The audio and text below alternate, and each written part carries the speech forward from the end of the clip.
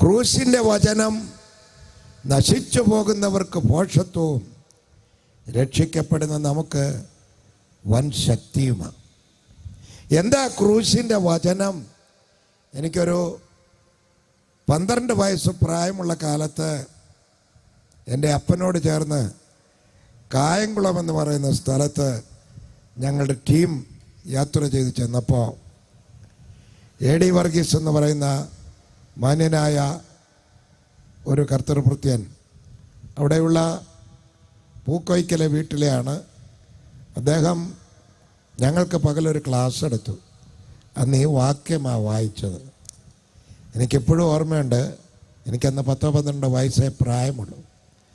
അദ്ദേഹം പറയുക, ക്രൂശിൻ്റെ വചനമെന്ന് പറയുന്നത് ക്രൂശ് വരയ്ക്കുന്നതിന് ഒരു തത്വമുണ്ട്. താനൊരു മർത്തോമക്കാരന് താൻ പറഞ്ഞ് ഈ 3 വിരൽ ഇങ്ങനെ പിടിച്ച് നെറ്റിയിൽ തൊട്ടിട്ട് താഴെ പുക്കിളിന് താഴെ കൊണ്ട് തൊടണം. എന്നിട്ട് ഇടത്തെ ഭുജത്തിൽ നിന്ന് വലത്തെ ഭുജത്തിൽ വയ്ക്കണം. ഇതാണ് ക്രൂശ്. ഇങ്ങനെയാണ് വരയ്ക്കുന്നത്. അപ്പോൾ അതിൻ്റെ തത്വം പറഞ്ഞു തന്നത്, ഉന്നതത്തിലിരുന്ന ദൈവം, ഉയരങ്ങളിലിരുന്ന ദൈവം, ശാശ്വതവാസിയായിരുന്ന ദൈവം താഴെ ഭൂമിയിലേക്ക് വന്നു. അഥവാ ഭൂമിയിലേക്ക് വന്നു. ഈ പാപലോകത്തിലേക്ക് കടന്നു വന്ന് ഇടതിൻ്റെ മക്കളായിരുന്ന, ശാപത്തിൻ്റെ മക്കളായിരുന്ന, പാപത്തിൻ്റെ സന്തതികളായിരുന്ന നമ്മെ മഹത്വത്തിൻ്റെ സന്തതികളാക്കി, നന്മയുടെ സന്തതികളാക്കി, സ്വർഗത്തിന് ഓഹരിക്കാരാക്കി തീർത്തു. അതാണ് ഇതിൻ്റെ തത്വം. അപ്പോൾ എനിക്കൊരു ചെറിയ സംശയം തോന്നി. ഞങ്ങളുടെ നാട്ടിൽ പലരും നെല്ലളക്കാൻ നേരത്ത് പറയെടുത്ത് വെച്ചാൽ ഉടനെ ഒരു വര വരയ്ക്കും. അതെന്തിനാന്ന് എനിക്ക് മനസ്സിലാകുന്നില്ല. കൂടാതെ ഈ ആരുടെയെങ്കിലും കാലയിലൊന്ന് തട്ടിയാൽ ഉടനെ ഒരു വര വരയ്ക്കും. എന്തെങ്കിലും ഒരു അബദ്ധം ചെയ്തു എന്ന് തോന്നി ഉടനെ ഒരു വര വരയ്ക്കും. ഇവരാരും ഈ വരയ്ക്കുന്നതൊന്നും ഈ പറഞ്ഞ തത്വം അനുസരിച്ചോ അറിഞ്ഞോ അല്ല. ഈ തത്വത്തിലാണ് വരയ്ക്കുന്നെങ്കിൽ വലിയ കുഴപ്പമില്ല. എല്ലാവരും വരയ്ക്കണമെന്നോ വരയ്ക്കരുതെന്നോ ഒന്നും വാദത്തിന് നിൽക്കല്ല ഞാനിവിടെ. ഞാൻ സാധാരണ യോഗങ്ങളിൽ വാദം ഉണ്ടാക്കി വെക്കാറുമില്ല. എനിക്കറിയാവുന്നത് ദൈവവചനം ജനത്തോട് പറയുക, പോവുക. അപ്പോൾ ക്രൂശിൻ്റെ വചനം ഇതാണെങ്കിൽ നശിച്ചു പോകുന്നവർക്ക് ഇതൊരു ഭോഷത്വമായി തോന്നുമ്പോൾ രക്ഷിക്കപ്പെടുവാനുള്ളവർക്ക് ഇത് വൻ ശക്തിയാണ്. അദ്ദേഹം പറഞ്ഞു തന്നത് ഡൈനാമിക് പവറാണെന്നാണ്. ഡൂനോമസ് പവർ എന്നൊക്കെ താൻ അന്ന് പറഞ്ഞത് എനിക്കിപ്പോഴും ഓർമ്മയുണ്ട്. പ്രിയമുള്ളവരെ, ഈ ആദ്യ രാത്രിയിൽ സുവിശേഷത്തെക്കുറിച്ച് പറയുമ്പോൾ പുറകിൽ വരുന്ന എൻ്റെ സഹോദരന്മാർ നാളെ മറ്റന്നാളുമായി ഇതിൻ്റെ പിൻഭാഗത്ത് സംസാരിച്ചു കൊള്ളും എന്നുള്ളതിൽ എനിക്ക് വളരെ താല്പര്യവും ധൈര്യവുമുണ്ട്. ദൈവം നമ്മെ എല്ലാവരെയും തുടർന്ന് അനുഗ്രഹിക്കട്ടെ. യേശു ക്രിസ്തുവിൻ്റെ വചനവും സുവിശേഷത്തിൻ്റെ പ്രഘോഷണവും നിമിത്തം ചങ്ങല ധരിക്കപ്പെട്ട് നിൽക്കുന്ന പൗലോസിനെ ഞാൻ നിങ്ങളുടെ മുമ്പിലേക്ക് കൊണ്ടുവരികയാണ്. കേസിൻ്റെ ചാർജ് ഷീറ്റ് വായിച്ചാൽ ഒരൊറ്റ കാര്യമേ ഉള്ളൂ, സുവിശേഷം പ്രസംഗിച്ചു. ഇതെന്നെ ആരോടും പറയാൻ കൊള്ളരുതാത്ത കാര്യമാണോ? അല്ല. പിന്നെ റോമ ഗവൺമെൻറ്റിൻ്റെ ന്യായാധിപന്മാർ ലോകമെമ്പാടും കൊടികുത്തി വാഴുന്ന കാലം, തിരുവായ്ക്കെതിർവായില്ലാത്ത കാലം, അന്ന് ഭൂലോകം മൊത്തം ഭരിച്ചുകൊണ്ടിരിക്കുന്ന റോമ ഗവൺമെൻറ് ലോകത്തിന് മുൻപിൽ സകല സാമ്രാജ്യങ്ങളെയും കീഴടക്കി ലോകമൊത്തം അവരുടെ കാൽ കീഴാക്കി ഭരിക്കുന്ന കാലത്ത് എത്രയെത്ര സുവിശേഷകന്മാരെ അവർ നശിപ്പിച്ചു, എത്രയെത്ര ദൈവമക്കളെ അവർ കത്തിച്ചു. 1-ാം നൂറ്റാണ്ടിലെ ചരിത്രം നമ്മൾ പഠിക്കുമ്പോൾ പാവപ്പെട്ട ദൈവജനത്തെ ദേഹം മൊത്തം ജീവനോടെ തുണി ചുറ്റി എണ്ണയിൽ മുക്കി വയ്യും വരെ നിർത്തി, വൈകിട്ട് തൂണോട് ചേർത്ത് കെട്ടി നിർത്തിയിട്ട് കറണ്ടില്ലാതിരുന്ന കാലത്ത് കലാപരിപാടികൾ അവതരിപ്പിക്കുന്ന കൊലോസ്യത്തിൽ ഇവരെ നേരെ നിർത്തി കത്തിച്ച് ആ എണ്ണയും അവരുടെ ശരീരത്തിൻ്റെ നെയ്യും ഒരുമിച്ച് ചേർന്ന് ആളിക്കത്തുമ്പോൾ കൈയടിച്ച് ചിരിച്ച് കലാപ്രകടനങ്ങളും നഗ്ന നൃത്തങ്ങളും ഒക്കെ കണ്ട് ആസ്വദിച്ച എത്ര എത്ര എത്ര ക്രൂരന്മാരായ ഭരണാധിപന്മാർ ഭരിച്ചിരുന്ന ആ കാലം. വിശന്ന് കിടക്കുന്ന സിംഹങ്ങളെ കൂടോടെ നിരക്കി വെച്ച് അവരുടെ മുമ്പിലേക്ക് ക്രിസ്ത്യാനികളെ അഴിച്ചുവിട്ട കാലം.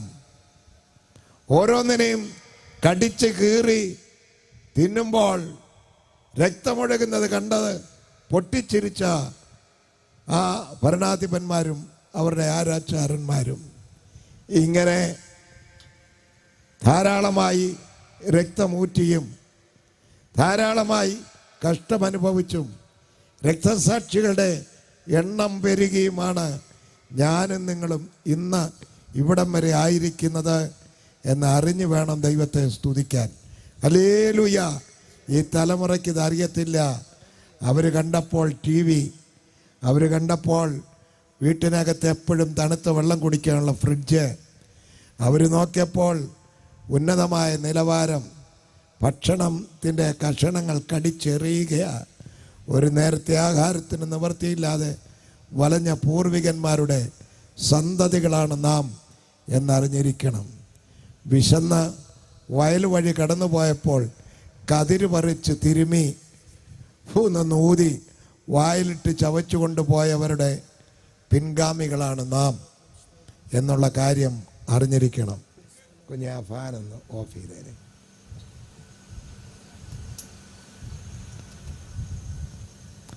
വെട്ടിയാറുകാരൻ ഒരു ശാസ്ത്രി ഉണ്ടായിരുന്നു. അദ്ദേഹം എഴുതി വെച്ചൊരു പല്ലവി ഓർമ്മ വന്നതുകൊണ്ട് ഞാനൊന്ന് പാടിയേക്കാം. കഴിവുള്ളോടത്തോളം പാടാതിരിക്കാൻ ഞാൻ ശ്രമിക്കുക.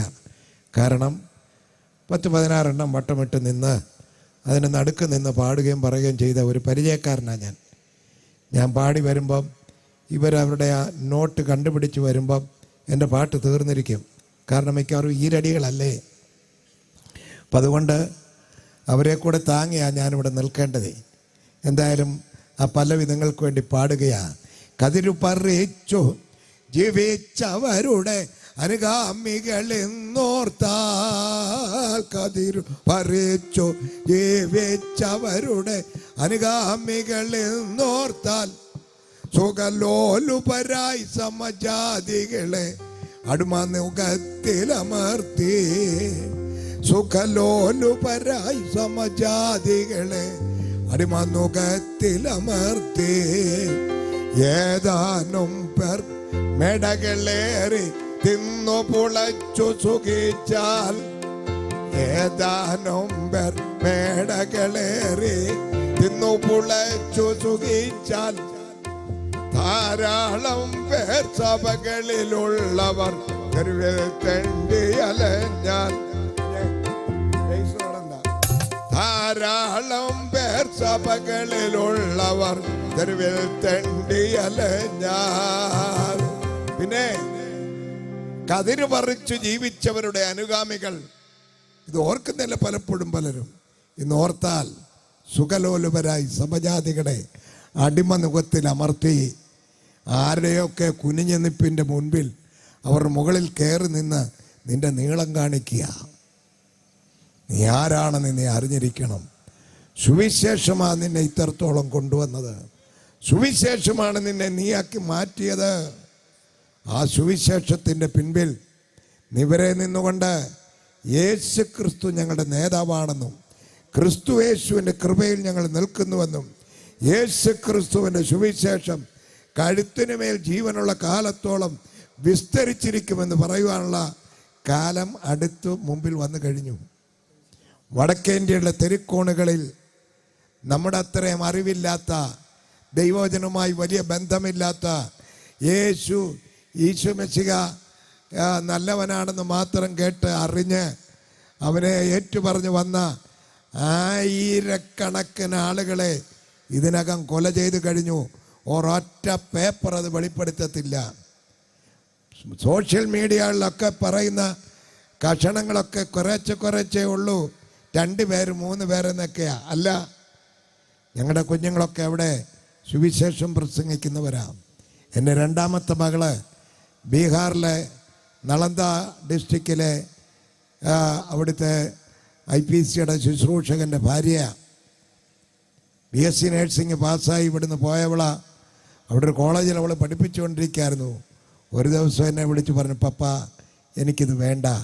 ഞാൻ എന്ത് ചെയ്യാൻ പോവാ? ഞാനും തോളത്ത് സഞ്ചി തൂക്കാൻ പോവാണെന്ന് പറഞ്ഞു. എന്നിട്ട് ട്രാക്ടർ എടുത്തുകൊണ്ട് ഞാൻ വീടുകൾ തോറും കയറി ഇറങ്ങും.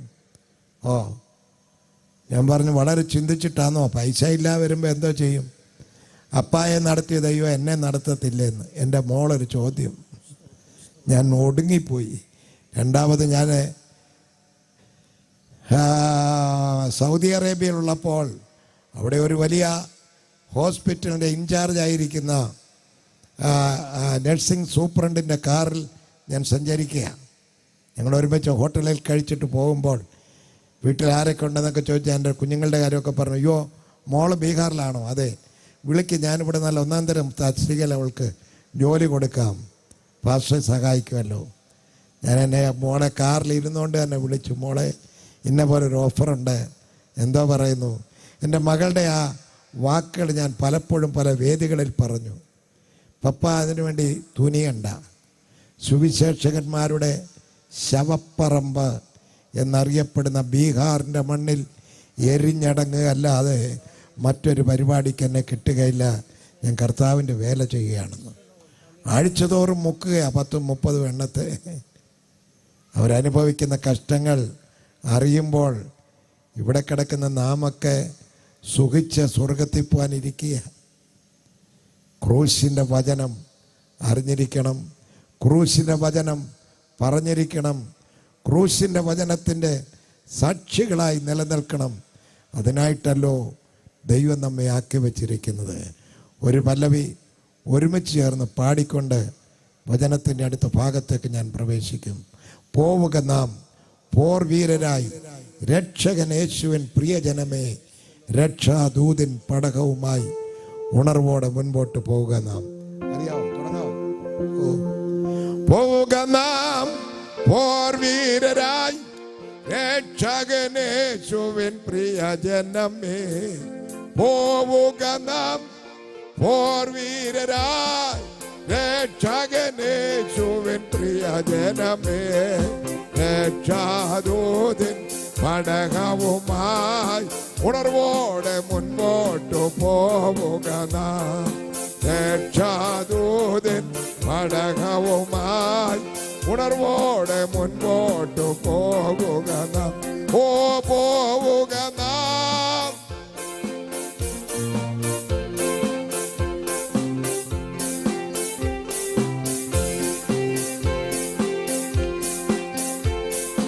ഉണർവോടെ മുൻപോട്ടു പോവുക നാം. രക്ഷാദൂതിൻ പടകവുമായി ഉണർവോടെ മുൻപോട്ടു പോവുക നാം. ചങ്ങല ധരിക്കപ്പെട്ടവനായി സുവിശേഷത്തിന്റെ വക്താവ് എന്ന ഏക കാരണത്താൽ റോമ ഗവൺമെന്റിന്റെ ഒരു നല്ല സംഘം, അവിടുത്തെ ഭരണാധിപന്മാർ, ന്യായാധിപന്മാർ, അസസ്സറന്മാർ അല്ലെങ്കിൽ ജൂറിമാർ ഒക്കെ ഇരിക്കുന്ന ഒരു സംഘത്തിൽ ചങ്ങല ധരിക്കപ്പെട്ടവനായി പൗലോസിനെ കൊണ്ട് നിർത്തി. പലയിടങ്ങളിൽ പല ഭാഗങ്ങളിൽ വിസ്തരിക്കപ്പെട്ടവനായി തന്നെത്താൻ മരണത്തിന് ഏൽപ്പിക്കപ്പെടും എന്ന് താൻ നനച്ചിരിക്കുമ്പോൾ ഒരിക്കൽ താൻ പറയുക, ഞാൻ കൈസറിനെ അഭയം ചൊല്ലുന്നു. അത് ഈ സംഘത്തിൽ വെച്ചാണ് വിളിച്ചു പറഞ്ഞത്. കാരണം ഇവർ തന്നെ ഒടുക്കിക്കളയുവാൻ പ്ലാൻ ചെയ്തുകൊണ്ട് നിൽക്കുന്നത് മണത്തെറിഞ്ഞ് ഞാൻ കൈസറിനെ അഭയം ചൊല്ലുന്നു എന്ന് പറയത്തക്കവണ്ണം റോമിൻ്റെ ഉന്നത കോടതിയുടെ മുമ്പിൽ നിൽക്കുവാൻ തയ്യാറാകുക. എന്നാൽ ഈ സബ് കോടതിയുടെ മുമ്പിൽ നിൽക്കുമ്പോൾ താൻ സുവിശേഷത്തെക്കുറിച്ച് ശക്തമായി പറഞ്ഞതായി അപ്പോസ്തല പ്രവൃത്തി 26-ാം അധ്യായത്തിൽ നാം വായിക്കുന്നുണ്ട്. കൂടിയിരിക്കുന്ന വ്യക്തികളെ ഞാൻ ഒന്ന് രണ്ട് വാക്കുകളിൽ ഒന്ന് പരിചയപ്പെടുത്താം. ഫെസ്തോസ്, ഫെലിക്സ്, അഗ്രിപ്പ രാജാവ്, ഇങ്ങനെ തുടങ്ങിയ നാടുവാഴി തമ്പുരാക്കന്മാരും അവരുടെ അണികളും അവരുടെ ഭാര്യമാരും ഒക്കെയായിട്ട് വന്നിരിക്കുന്ന ഒരു വലിയ സംഘത്തിൻ്റെ മുൻപിലാണ് പൗലോസിനെ കൊണ്ട് നിർത്തിയിരിക്കുന്നത്. അഗ്രിപ്പ വിളിച്ചു പറഞ്ഞൊരു വാക്കുണ്ട്, നിന്റെ കാര്യം പറയാൻ അവസരമുണ്ട്. കോടതിയുടെ നിലകളൊക്കെ കോടതി കയറിയിട്ടുള്ളവർക്കേ അറിയത്തുള്ളൂ. എനിക്ക് സ്വല്പം അറിയാം. അതെന്താ? ഞാൻ പലപ്പോഴും കയറിയിട്ടുണ്ട്, അതുകൊണ്ടാണ്. അല്ല, ഒറ്റ ദിവസം കൊണ്ട് പൊട്ടിപ്പിടർന്ന ഒരു ഉപദേശിയല്ല ഞാൻ. എനിക്ക് പല കാര്യങ്ങൾ ന്യായവാദത്തിന് കയറേണ്ട അവസരങ്ങൾ ഉണ്ടായിട്ടുണ്ട്. കയറുകയും ചെയ്യുന്ന ആളെ ആയിരുന്നാലും അവസരം വന്നാൽ കയറും. കാരണം നമ്മുടെ ന്യായങ്ങൾ തീർക്കാനാണ് ഇവിടെ കോടതി വച്ചിരിക്കുന്നത്, അല്ല കള്ളന്മാരെ ഇടിക്കാനുള്ള സ്ഥലമല്ലത്. അപ്പോൾ കയറി നിന്നുകൊണ്ട് അഗ്രിപ്പ രാജാവ് വിളിച്ചു പറയാം, നിന്റെ കാര്യം പറയുവാൻ അവകാശമുണ്ട്. തലേ ദിവസത്തെ അവരുടെ കോൺഫറൻസിൽ പൗലോസിനെ കുറിച്ച് അവർ തമ്മിൽ സംസാരിക്കുന്നു. അപ്പോൾ പറഞ്ഞു, അയാളുടെ പ്രസംഗം കേൾക്കണമെന്ന് എനിക്കും താല്പര്യമുണ്ടായിരുന്നു. ബർനിക്കായുണ്ട്, അഗ്രിപ്പ രാജാവുണ്ട്, ഫെസ്തോസ്, ഫെലിക്സ്, എല്ലാവരും കൂടെ ഇരുന്ന് പറയും. അപ്പോൾ പറഞ്ഞു, നാളെ കേൾപ്പിക്കാം. നാളെ കേൾപ്പിക്കാം. അവർ വളരെ ആഡംബരത്തോടു കൂടി വന്നിരിക്കുക. ഇവിടെ വന്നിരിക്കുന്നവരൊക്കെ പ്രസംഗം കേൾക്കാൻ വന്നിരിക്കുന്ന ആഡംബരത്തോടല്ല, പിന്നെ ദൈവസന്നിധാനത്തിൽ താഴ്മയോടാ. കർത്താവേ, എന്നോട് സംസാരിക്കണമേ, ഒരു വാക്കെങ്കിലും എൻ്റെ ആത്മീയ ജീവിതത്തിന് കൊള്ളാവുന്നതായി ലഭിക്കണമേ എന്നുള്ള ചിന്തയോടാണ് നാം ഇവിടെ ആയിരിക്കുന്നത്. മറ്റേ അങ്ങനെയല്ല. ഞങ്ങൾ രാജാക്കന്മാരാണ്, രാജപ്രതിനിധികളാണ്, ഞങ്ങൾ ആരാന്നറിയാമോ, അതിൻ്റെ പ്രൗഢിയോടുകൂടി വന്നിരിക്കുക. പൗലോസ് ഇവരെ ആരെയും ശ്രദ്ധിക്കാതെ സംഗതികൾ പറഞ്ഞു തുടങ്ങി. നമ്മുടെ പിതാക്കന്മാർ പ്രത്യാശയോടെ നോക്കി നിന്നതും അവർ എത്തിപ്പിടിക്കുവാൻ താല്പര്യപ്പെട്ടതുമായ പ്രത്യാശയെക്കുറിച്ചാകുന്നു എനിക്ക് പറയുവാനുള്ളത്. നമ്മുടെ 12 ഗോത്രങ്ങളും വളരെ കാര്യക്ഷമമായി കഴിഞ്ഞ കാലങ്ങളിൽ ദൈവവചനത്തിനനുസൃതമായി അവർ പ്രത്യാശിച്ചിരുന്ന ആ പ്രത്യാശയെക്കുറിച്ചാണ് എനിക്ക് പറയുവാനുള്ളത്. ഞാനിന്നിവിടെ തങ്ങള ധരിച്ചുകൊണ്ടിരിക്കുന്നത് ഒരു മോഷ്ടാവായതുകൊണ്ടല്ല. ഞാൻ ആരുടെയും പിടിച്ചു പറിച്ചിട്ടില്ല, ഞാൻ ആർക്കും ദോഷം ചെയ്തിട്ടില്ല, ആരുടെയും അടിപിടിക്കാൻ പോയിട്ടില്ല. പിന്നെ സുവിശേഷം പ്രസംഗിച്ചെന്ന് മാത്രമാണ് എൻ്റെ കേൾവിക്കാരോട് എനിക്ക് പറയുവാനുള്ളത്. പൗലോസിൻ്റെ വാക്കാ. രാജസ്ത്രീ ഫെസ്തോസേ, ഫെലിക്സേ, അഗ്രിപ്പ രാജാവേ, ഞാൻ ചങ്ങല ധരിച്ചുകൊണ്ട് നിൽക്കുന്നെങ്കിലും ഞാനൊരു സ്ഥാനാപതിയാണ്. ഞാൻ ചങ്ങല ധരിച്ചുകൊണ്ട് സ്ഥാനാപതിയായി സേവിക്കുന്ന സുവിശേഷം. നിങ്ങളൊക്കെ അംബാസഡേഴ്സൊക്കെയാണ്, ഞാനും നിങ്ങളെപ്പോലൊരു അംബാസഡറാണ്. ഞാൻ സ്വർഗീയ ഗവൺമെൻറ്റിൻ്റെ അംബാസഡറാണ്.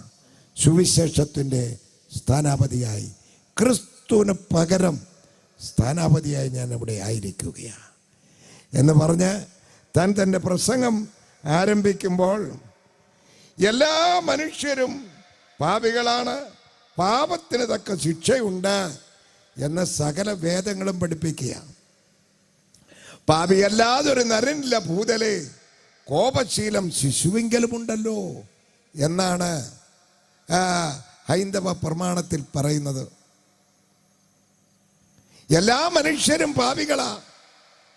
നമ്മളാരും പാപം ചെയ്ത് പാപികളായതല്ല. പാപം ചെയ്ത് പാപികളായത് 2 പേരേ ഉള്ളൂ. ഒന്ന് ഹവ്വ, അവർക്ക് വേണം മുൻതൂക്കം കൊടുക്കണം. ആ പുള്ളിക്കാരിയാ ആദ്യത്തെ പണി ഒപ്പിച്ചത്. പിന്നെ പാവം പിടിച്ച ആദാം, നമ്മൾ കൊണ്ടു കൊടുത്തു, അങ്ങേരും തിന്നു, ഉത്തരേ ഉള്ളൂ. അവർ 2 പേരും പാപം ചെയ്ത് പാപികളായപ്പോൾ നമ്മളൊക്കെയോ പാപത്തിൽ ജനിച്ചു, പാപം നമുക്ക് ജന്മാവകാശമായി പകർന്നു. പാപം ചെയ്യുന്ന ദേഹി മരിക്കും എന്ന് തിരുവചനത്തിൽ ഊന്നിപ്പറയുമ്പോൾ, പാപം ചെയ്ത ദേഹിയുടെ പാപരക്തത്തിൽ ജനിച്ചു. അതുകൊണ്ട് നാമും ജന്മനാ പാപികളായി മാറി. ലോകത്തിൽ ഒരൊറ്റ കുഞ്ഞിനും പറയാനൊക്കത്തില്ല ഞാൻ പാപിയല്ലെന്ന്. ആർക്ക് പറയാനൊക്കും ഞാൻ പാപിയല്ലെന്ന്? പാപം നിങ്ങളിലില്ല എന്ന് പറയുന്നെങ്കിൽ നിങ്ങളെ തന്നെ വഞ്ചിക്കുന്നു എന്നാ തിരുവചനം പഠിപ്പിക്കുന്നത്. ദൈവവചനം നമ്മെ പഠിപ്പിക്കുന്നത് ഒരു വ്യത്യാസവുമില്ല, എല്ലാവരും പാപം ചെയ്ത് ഒരുപോലെ ദൈവ തേജസ്സില്ലാത്തവരായി തീർന്നു. റോമാലേഖനം 3-ാം അധ്യായം 23-ാമത് വാക്യമാണ് ഈ ഭാഗം നമ്മെ ഓർപ്പിക്കുന്നത്. വായിക്കാം. റോമർ 3:21. ഒരു വ്യത്യാസവുമില്ല, എല്ലാവരും പാപം ചെയ്ത് ദൈവ തേജസ് ഇല്ലാത്തവരായി തീർന്നു. അവന്റെ കൃപയാൽ ക്രിസ്തുയേശുവിലെ വീണ്ടെടുപ്പ് മൂലം സൗജന്യമായിട്ടത്രേ നീതീകരിക്കപ്പെടുന്നത്. ആമേൻ. ഒരു വ്യത്യാസവുമില്ല, എല്ലാവരും പാപികളായി തീർന്നു. വെളുത്തവനെന്നോ കറുത്തവനെന്നോ. പണ്ടൊക്കെ എൻ്റെ ബാല്യകാലങ്ങളിൽ സായിപ്പന്മാർ വന്ന് പ്രസംഗിക്കുമ്പോൾ ഞാനിതുപോലെ മുൻപിൽ കുത്തിയിരുന്നിട്ടുണ്ട്. എൻ്റെ വിചാരമെല്ലാം വെളുത്തവർ മൊത്തം വിശുദ്ധന്മാരെന്നായിരുന്നു. അതുകൊണ്ട് തന്നെ ഇവരുടെ ദേഹത്തൊന്ന് തൊടാനൊക്കെ ഞാൻ ഒത്തിരി കൊതിച്ചിട്ടുണ്ട്. അവർ പോകുമ്പോൾ പുറകെ ചെന്ന് പതുക്കെ ഇങ്ങനെ തൊട്ടിട്ടൊക്കെ ഉണ്ട്. കാരണം അന്നത്തെ കാലത്ത് എൻ്റെ ചിന്ത കറുത്തിരിക്കുന്ന ഞങ്ങളെല്ലാം അഥവാ പാപികളും വെളുത്തിരിക്കുന്ന സായിപ്പ ഏറ്റവും വിശുദ്ധനുമാണെന്നാണ്. യേശു ക്രിസ്തു കഴിഞ്ഞാൽ 2-ാമത്തെ സ്ഥാനത്ത് സായിപ്പ. ഞങ്ങളൊക്കെ ഒരു ഒത്തിരി 5, 6, 7, 8 അങ്ങ് താഴെയാണ്. എൻ്റെ ഇവിടെ വരെ 1986 ഞാൻ സായിപ്പിൻ്റെ സ്ഥലത്ത് ചെന്നിറങ്ങി. അന്ന് ഞാൻ കണ്ട് സായിപ്പിൻ്റെ ഒറിജിനാലിറ്റി, വിശ്വരൂപം. എൻ്റെ പൊന്നെ, അവിടെ ചെന്നപ്പോഴാണ് മനസ്സിലായത് നമ്മളൊക്കെ എത്രയോ നല്ലവരാ, നമ്മളൊക്കെ എത്രയോ വിശുദ്ധന്മാരാ. സായിപ്പന്മാരും മദാമ്മമാരും അവിടെയൊക്കെ കാണിച്ചു വെക്കുന്ന നിലകളൊക്കെ കണ്ടാൽ അയ്യോ കണ്ണും പറിച്ചുകൊണ്ട് ഓടും.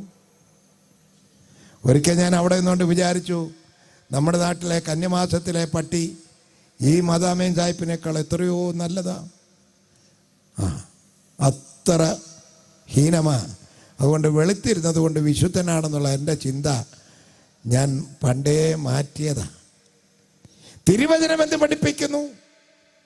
ഒരു വ്യത്യാസവുമില്ല, എല്ലാവരും പാപം ചെയ്ത് ഒരുപോലെ ദൈവ തേജസ്സില്ലാത്തവരായി തീർന്നു. പാപത്തിൻ്റെ കാര്യത്തിൽ മാത്രം വ്യത്യാസമില്ല, എല്ലാവരും ഒരുപോലെ പാപികളാണ്. എല്ലാവരും പാപികളാണ്. ഈ പാപത്തിൽ നിന്നുള്ള വിടുതൽ കർത്താവായ യേശുക്രിസ്തുവിൻ്റെ കാൽവരി ക്രൂശിലെ ബലിമരണത്തിൽ അവൻ ഊറ്റിത്തന്ന രക്തത്തിൽ അവനായി നമുക്ക് വേണ്ടി പകുത്തു തന്നതായ ശ്രേഷ്ഠമായ സുവിശേഷത്തിൽ ആര് വിശ്വസിച്ച് ക്രിസ്തുയേശുവിനെ രക്ഷിതാവും കർത്താവുമായി ഏറ്റെടുക്കുന്നുവോ ആ കാര്യത്തിൽ നാം ആര് കീഴ്വഴങ്ങിക്കൊടുക്കുന്നു അവർ ദൈവമക്കളായി തീരും എന്നുള്ള തിരുവചനമാണ് ഇന്ന് രാത്രി നമ്മെ ഉറപ്പിക്കുന്നത്. ക്രിസ്തു യേശു പാപികളെ രക്ഷിപ്പാൻ ലോകത്തിൽ വന്നു എന്നുള്ളത് വിശ്വാസ്യവും എല്ലാവരും അംഗീകരിപ്പാൻ തക്കവണ്ണം യോഗ്യമായ വചനവും തന്നെ. യേശു ക്രിസ്തുവിൽ വിശ്വസിക്കുന്നവന് ജീവൻ പോരാ, നിത്യജീവൻ. തൻ്റെ ഏകജാതനായ പുത്രന് വിശ്വസിക്കുന്ന ഏവനും നശിച്ചു പോകാതെ നിത്യജീവൻ പ്രാപിക്കേണ്ടതിന് ദൈവം അവനെ നൽകുവാൻ തക്കവണ്ണം ലോകത്തെ സ്നേഹിച്ചു. സകല ലോകത്തിലെ ആളുകൾക്കും വേണ്ടി ഒറ്റ സൂര്യനെ മാത്രമേ ദൈവം തന്നിട്ടുള്ളെന്നേ. ഇപ്പം പലരും പഠിച്ച് ഗംഭീരന്മാരായി പറയുകയാണ് ഇത്ര കോടി സൂര്യന്മാരുണ്ട്. കാണുമായിരിക്കും. നമുക്ക് കാണാൻ ഒറ്റ സൂര്യനേ ഉള്ളൂ, അത് പകലേ കിട്ടത്തുള്ളൂ. സന്ധ്യയാകുമ്പോൾ സൂര്യൻ അതിൻ്റെ വീട്ടിൽ പോകും. അതിൻ്റെ വീട് സന്ധ്യയ്ക്ക് പടിഞ്ഞാറാ. സൂര്യൻ്റെ വീട് പടിഞ്ഞാറാ. പുള്ളി അവിടെ പോയി അന്തി ഉറങ്ങിയിട്ട് നേരം വെളുത്ത് നമ്മളൊക്കെ എഴുന്നേൽക്കുന്ന സമയത്തിന് മുമ്പേ പുള്ളി കിഴക്ക് വശത്തേക്കൊരു വീടുണ്ട്, അവിടെ വരും. അപ്പോഴാണ് നമ്മളെല്ലാം നോക്കി സൂര്യൻ ഉദിച്ചല്ലോ. ഈ ഒറ്റ സൂര്യനേ ഉള്ളൂ, ഒറ്റ സൂര്യൻ. പകൽ വാഴുവാൻ സൂര്യനെയും രാത്രി വാഴുവാൻ ചന്ദ്രനെയും നക്ഷത്രങ്ങളെ ഉണ്ടാക്കിയവനെ, അവൻ്റെ എന്നേക്കുമുള്ളത് എന്ന് പറയുമ്പോൾ നക്ഷത്രങ്ങൾ എന്ന ബഹുവചന രൂപവും ചന്ദ്രൻ എന്ന ഏകവചന രൂപവും സൂര്യൻ എന്ന ഏകവചന രൂപവും ക്രമീകരിക്കപ്പെട്ടിരിക്കുന്നത് കൊണ്ട് ഞാൻ വിളിച്ചു പറയുന്നു, ഒറ്റ സൂര്യൻ. മാനവജാതിക്കെല്ലാം സായിപ്പിനും ഈ സൂര്യന്, നമ്മളീ പടിഞ്ഞാറ് ഉറങ്ങാൻ പോയെന്ന് പറയുന്നല്ലോ, അവിടെ സൂര്യൻ അവിടെ താഴേക്ക് ഇറങ്ങുന്നു എന്ന് നമ്മൾ പറയുമ്പോൾ സായിപ്പിൻ്റെ നാട്ടിൽ ഉദിക്കുക അവിടെ ഈ ഒറ്റ സൂര്യനേ ഉള്ളൂ. ഭൂമി നിന്ന് കറങ്ങുമ്പോഴാണ് ഈ രാത്രിയും പകലൊക്കെ ഉണ്ടാകുന്നതെന്ന് പിന്നീട് സ്കൂളുകളിൽ പഠിച്ചപ്പോൾ മനസ്സിലായി. അതുവരെയും ഇന്നും പറഞ്ഞുകൊണ്ടിരിക്കുന്നത് കിഴക്കുദിക്കുന്നു പടിഞ്ഞാറ് അസ്തമിക്കുന്നു. ഇതുപോലെ സകല ലോകത്തിനും വേണ്ടി ഒരേ ഒരു രക്ഷിതാവിനെ മാത്രമേ ദൈവം അനുവദിച്ചിട്ടുള്ളൂ. അതാണ് ഞങ്ങൾ പ്രസംഗിക്കുന്ന നസ്രയനായ യേശു. ഈ യേശുവിനെ കുറിച്ചുള്ള സദ്വർത്തമാനം വിളിച്ചു പറയുമ്പോൾ ക്രിസ്തുവിൻ്റെ ശ്രേഷ്ഠമായ ക്വാളിറ്റി അല്ലെങ്കിൽ യോഗ്യത കൂടെ മനസ്സിലാക്കണം. പാപി അല്ലാത്ത, പാപം ഇല്ലാത്ത, പാപം ചെയ്യാത്ത, പാപം തീണ്ടാത്ത പരിശുദ്ധനായ ഒരുവൻ മാത്രമേ ലോകത്തിൽ അവതരിച്ചിട്ടുള്ളൂ. അതാണ് ഞങ്ങൾ പ്രസംഗിക്കുന്ന നസ്രയനായ യേശു. ഇവിടെ പലരും പാപപരിഹാരത്തിന് വേണ്ടി പലതും ചെയ്യുന്നുണ്ട്. ചെയ്തോ ചെയ്യേണ്ടതെന്ന് ഞങ്ങൾക്ക് വാദമില്ല, അതൊക്കെ നിങ്ങളുടെ സ്വാതന്ത്ര്യമാണ്. പിന്നെ പാപപരിഹാരവാനെ പരിചയപ്പെടുത്തുന്നത് ഞങ്ങളുടെ സ്വാതന്ത്ര്യമാണ്.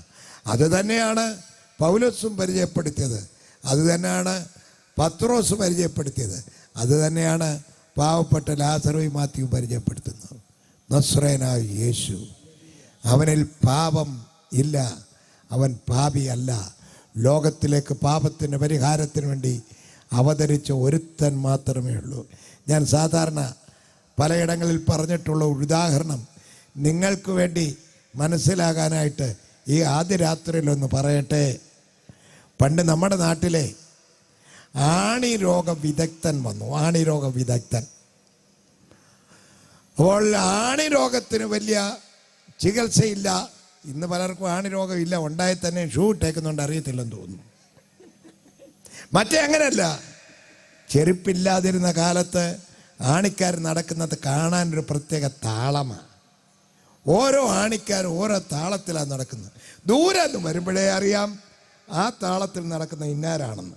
ചിലർ ഉപ്പൂറ്റി ചവിട്ടി ഇങ്ങനെ നടക്കും, അപ്പോൾ അറിയാം ആ വരുന്ന തങ്കച്ചനാണ്, കാരണം അവനിങ്ങനെ ആണി ഫ്രണ്ട് വശത്താണ്.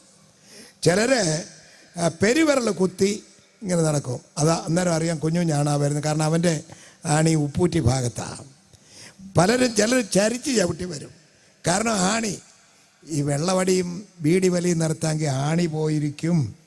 അത് അന്നത്തെ ആളുകൾക്ക് അറിയത്തില്ല, ഇന്നത്തെ ആളുകൾക്ക് തീരെ അറിയത്തില്ല. അപ്പോൾ ചവിട്ടിയും കുത്തി. അന്ന് ഇറങ്ങിയ പത്രത്തിലൊരു വലിയ പരസ്യം വന്നു, ആണി രോഗ വിദഗ്ധൻ വരുന്നുണ്ടെന്ന്. ജോടി അതെവിടാ? ഇന്നടുത്ത് വരുന്നു, അവിടെ ചികിത്സ അയക്ക് ഫ്രീ ആണ്, ഫ്രീ, ആർക്കും വരാം, ഫ്രീ ആണ് ചികിത്സ.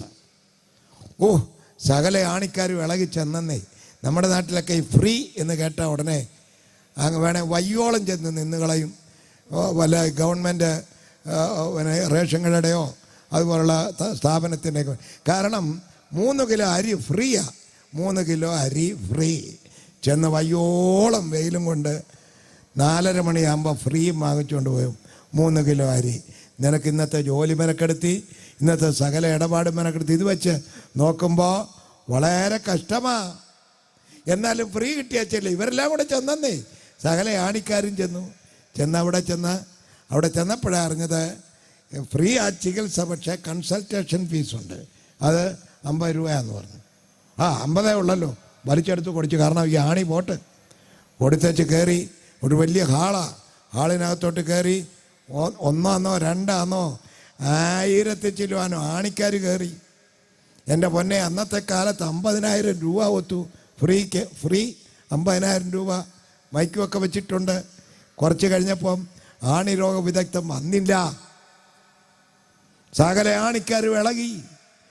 ആണി ഒന്നാമദേവന്മാർക്ക് ആണി ഇളകിയാ വന്നത്. ഇവിടെ വന്നപ്പോൾ പിന്നെ അടുത്തും കൂടെ ഇളകിയപ്പോൾ പിന്നെ വായിന്ന് വന്ന ഒന്നും മൈക്കിൽ കൂടെ പറയാനൊക്കത്തില്ല. അതുപോലുള്ളതെല്ലാം വിളിച്ചു പറഞ്ഞ് എവിടാ ആണി വൈദ്യൻ എവിടാ എന്നൊക്കെ ചോദിച്ചു. കുറച്ച് കഴിഞ്ഞപ്പോൾ ഒരുത്തൻ മൈക്കും എടുത്തുകൊണ്ട് കയറി എന്ന് പറഞ്ഞു, സഹൃദയരെ ശാന്തമായിരിക്കണം, ആണി രോഗ വിദഗ്ധൻ വന്നിട്ടുണ്ട്. എല്ലാ ആണിക്കാരും ഇരുന്നു. ഉടൻ തന്നെ ആണിരോഗ വിദഗ്ധൻ രംഗപ്രവേശനം ചെയ്യുന്നതാണ്. ആളുകൾ അക്ഷമരായി നോക്കി നിൽക്കുമ്പോൾ ആണിരോഗ വിദഗ്ധൻ വരികയല്ല, പുള്ളിയെ കൊണ്ടുവരികയായിരുന്നു. കൊണ്ടുവരിക വലിയൊരു മേശയിട്ട് ആ പുള്ളിക്കാരനെ എടുത്തുകൊണ്ടാണ് വരുന്നത്. വന്നിട്ട് ഇങ്ങനെ കൊണ്ടുവന്ന് കാലങ്ങോട്ട് കാണിച്ച് അവരുടെ നേരെ വെച്ചപ്പോൾ ഇയാളുടെ കാലിൽ സൂചി കുത്താൻ ഇല്ലവേ ഇല്ല, മൊത്തം ആണി കൊണ്ട് നിപിടീകൃതമാ. എന്നിട്ട് ഒരുത്തൻ വിളിച്ച് പറഞ്ഞു, ദേ ഇത്രയും ഈ രോഗത്തിൽ ഇത്രയും വിദഗ്ധൻ നിങ്ങളാരും ഇല്ലല്ലോ, നിങ്ങൾക്കൊക്കെ 1-2 ആണികളെ ഉള്ളൂ. ഇദ്ദേഹത്തിൻ്റെ കാല് നിറച്ച ആണിയാണ്. ഇതാണ് ആണി രോഗ വിദഗ്ധൻ. പിന്നെ അവിടെ നടന്നതൊക്കെ നിങ്ങളെ ഊഹിച്ചാൽ മതി. അടിയാന്നോ തെള്ളാന്നോ അല്ല. 50,000 എടുത്തോണ്ട് ആദ്യം അവൻ ഓടി. മൈക്കുകാരൻ ഏതാണ്ടൊക്കെ പറിച്ചുകൊണ്ട് അവനും ഓടി. അടിയുടെ പൂരമായിരുന്നു. സകലയാണ് കാല് കുത്തി നിന്ന് അടിക്കാൻ വയ്യാത്തവൻ ഒറ്റക്കാലിൽ നിന്ന് അടിച്ചാ പോയത്. നമ്മുടെ നാട്ടിൽ ഒത്തിരി ആണിരോഗ വിദഗ്ധന്മാർ വന്നിട്ടുണ്ട്. അവരുടെ എല്ലാം കാലിങ്ങനെ കാണിച്ചാൽ നമുക്കൊക്കെ 1-2 ആണിയേ ഉള്ളൂ. ഇവനൊക്കെ കാല് നിറച്ച ആണിയാണ്. പാപത്തിൻ്റെ അങ്കുണ്ടത്തിൽ കിടക്കുന്ന പല പുള്ളികളും പാപപരിഹാരവാനെന്ന് പറഞ്ഞ് ഇവിടെ വന്നു കയറിയല്ലോ. യേശുവിനൊപ്പം എടുത്തു വെക്കാൻ കൊള്ളാവുന്ന ഒരുത്തനുണ്ടോ എന്ന് ഞങ്ങൾ വെല്ലുവിളിക്കുന്ന ഇതിനകത്താണ്. അവനൊപ്പം പറവാൻ ഒരാളുമില്ല, അവനെ പോൽ ആരാധ്യൻ ആരുമില്ല. അവനൊപ്പം പറവാൻ ഒരാളുമില്ല, അവനെ പോൽ ആരാധ്യൻ ആരുമില്ല. അവനിൽ ശരണം പെട്ടാരുമേ ആരുമേ ഒരു നാളും അലയാതെ മോദമായി അവനിൽ ശരണം പെട്ടാരുമേ ആരുമേ അലയാതെ മോദമായി മരുവിലും ശാന്തമായി മരുവിലും ശാന്തമായി ആയിരങ്ങളിൽ സുന്ദരൻ വന്നിതൻ ആരിലും ഉന്നതൻ ക്രിസ്തുവാൻ. ആയിരങ്ങളിൽ സുന്ദരൻ വന്നിതൻ ആരിലും ഉന്നതൻ ക്രിസ്തുവാൻ. സുവിശേഷം ഇത്ര ലളിതമാണെങ്കിലും അതിനോട് കാട്ടുന്ന പ്രതികരണങ്ങൾ പല വിധത്തിലാ. പലർക്കും പല വിധത്തിലാണ് സുവിശേഷത്തോട് പ്രതികരിക്കുവാൻ സാധിച്ചിട്ടുള്ളത്.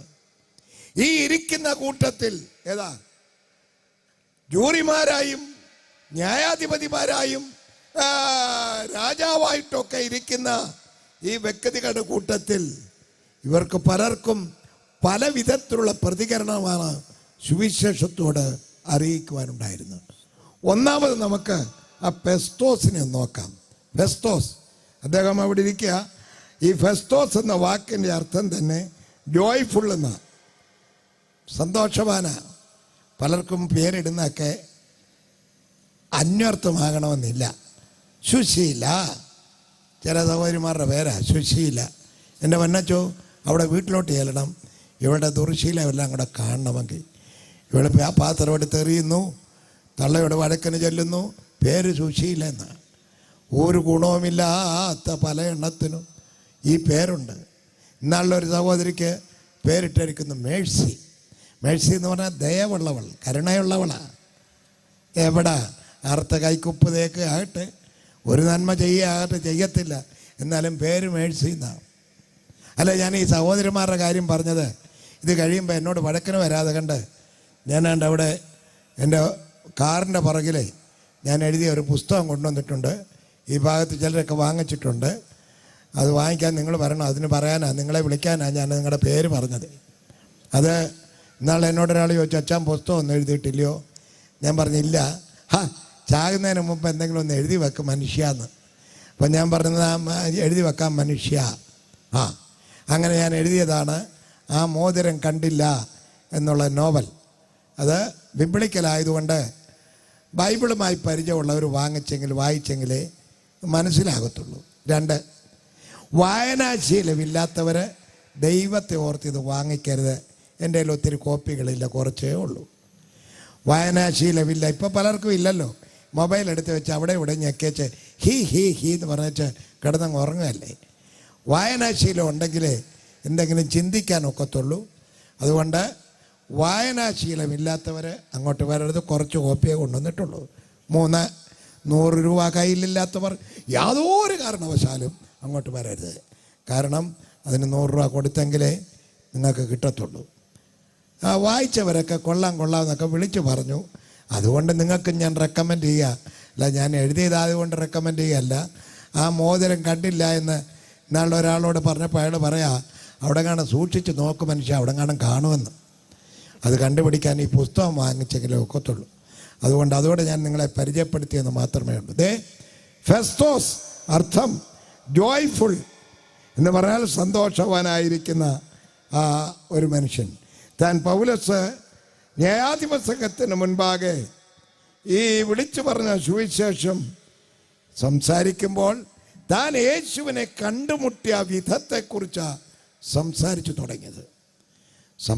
തുടങ്ങിയപ്പോൾ താനൊരു പരീക്ഷനായിരുന്നുവെന്നും ദമസ്കോസിൻ്റെ പടിവാതിക്കലിലേക്ക് ദൈവസഭയെ ഉപദ്രവിക്കുവാനായി തയ്യാറായി പരിവാരങ്ങളെയും കൂട്ടി താൻ യാത്ര ചെയ്ത കാര്യവും പെട്ടെന്ന് നട്ടപ്പോലിച്ചയ്ക്ക് ആകാശത്തുനിന്ന് ആഞ്ഞു വെട്ടിയ ഇടിമിന്നൽ, ആ മിന്നൽ തൻ്റെ കണ്ണിൽ ആഞ്ഞടിച്ചു എന്നും താൻ മാത്രമല്ല തന്നോടുകൂടെ മറ്റ് വാഹനമൃഗങ്ങളിൽ സഞ്ചരിച്ചിരുന്നവരും ഈ പ്രകാശ വലയത്തിൻ്റെ അകത്ത് വീണുപോയി എന്നും അവിടെ കിടന്നുകൊണ്ട് ഇത്രയും പേരെ ഒരുമിച്ച് വിളിക്കാതെ ഒറ്റ ഒരുത്തൻ്റെ പേര് വിളിച്ചു, ശൗലേ ശൗലേ നീ എന്നെ ഉപദ്രവിക്കുന്നതെന്ത്?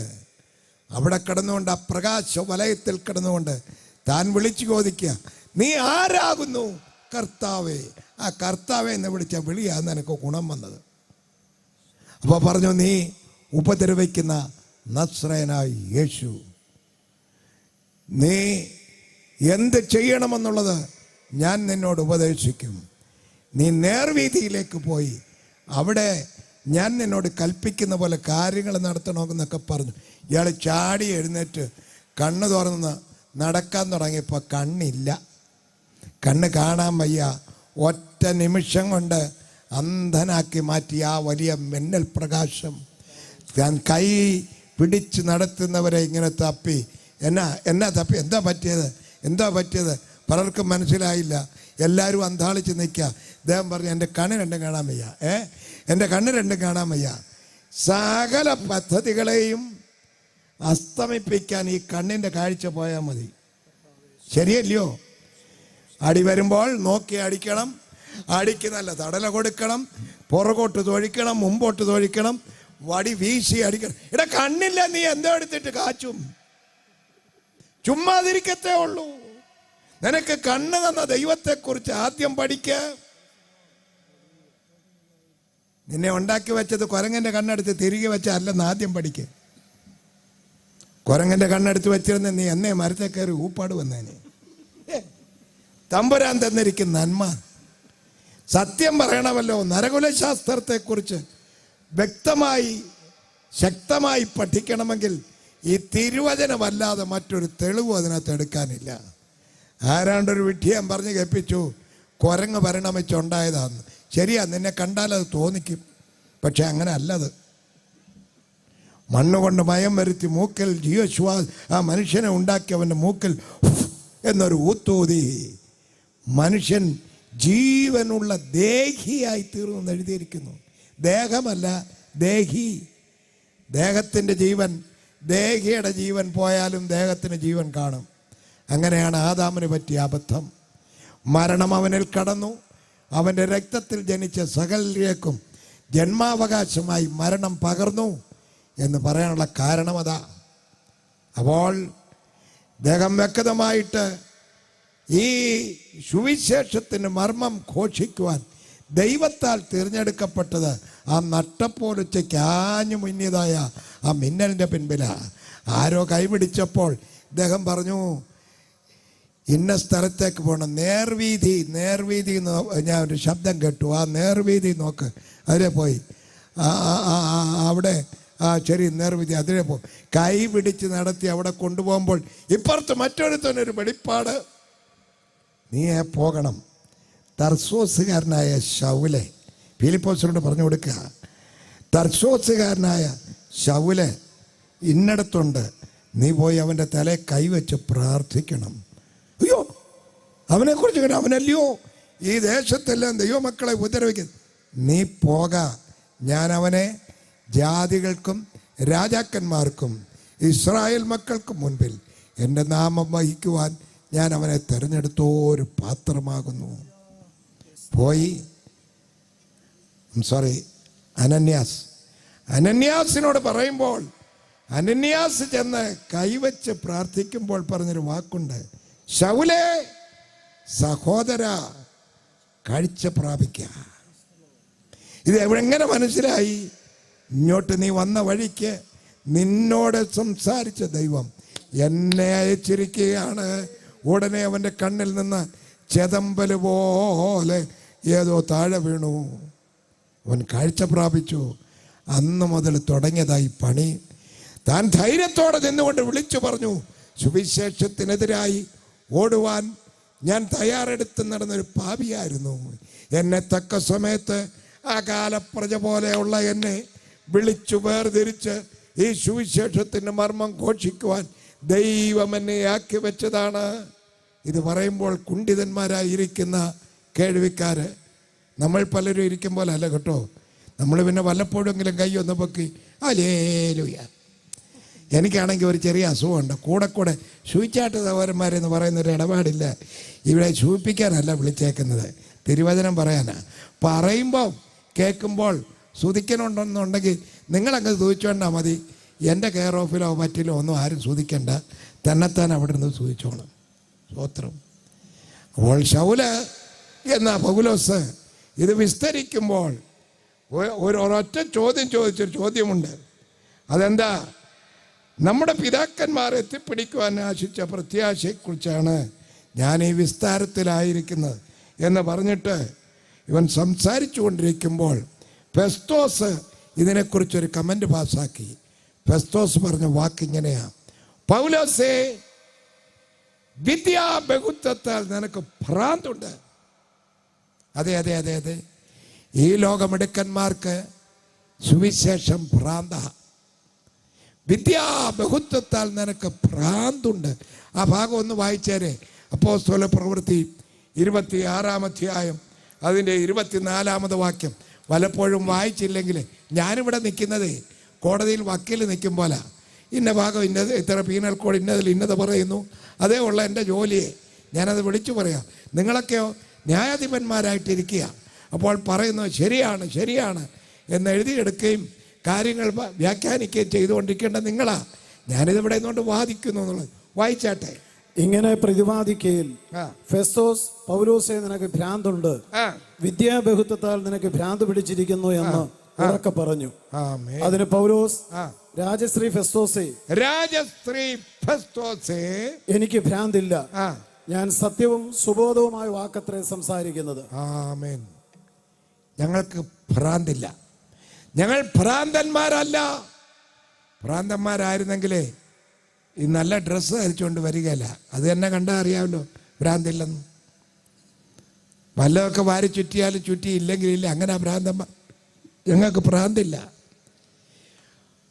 ഈ കാലത്തും സുവിശേഷത്തെ നോക്കി പല്ലിളിച്ചുകൊണ്ട് ഭ്രാന്തന്മാരായി വരുന്ന പറയുന്ന ആളുകളുണ്ട്, വിദ്യാസമ്പന്നന്മാർ.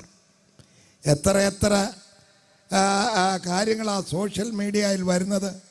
യേശു ക്രിസ്തു ജനിച്ചിട്ടില്ലെന്നും യേശു ക്രിസ്തു അങ്ങനെ ഒരാൾ ഈ ലോകത്തിൽ പിറന്നിട്ടില്ല എന്നൊക്കെ. എന്നാൽ ഒരിക്കൽ എന്നോട് ഒരുത്തൻ പറഞ്ഞത് യേശു ജനിച്ചിട്ടില്ല എന്ന് പറഞ്ഞു. ഞാൻ ചോദിച്ചാൽ എന്താ അങ്ങനെ പറയാൻ കാര്യം? അതിന് തെളിവില്ല. ഞാൻ ചോദിച്ചു, നീ ജനിച്ചിട്ടുണ്ടോ? അയ്യോ പിന്നെ ഞാൻ ജനിച്ചിട്ടുണ്ട്. ഞാൻ ചോദിച്ചു, നീ ജനിച്ചെന്നുള്ളതിൻ്റെ തെളിവെന്തുവാ? നീ ജനിച്ചെന്നുള്ളതിൻ്റെ തെളിവെന്താ? അപ്പോൾ അവൻ എന്നോട് പറയാ, എനിക്ക് ജനന സർട്ടിഫിക്കറ്റ് ഉണ്ട്.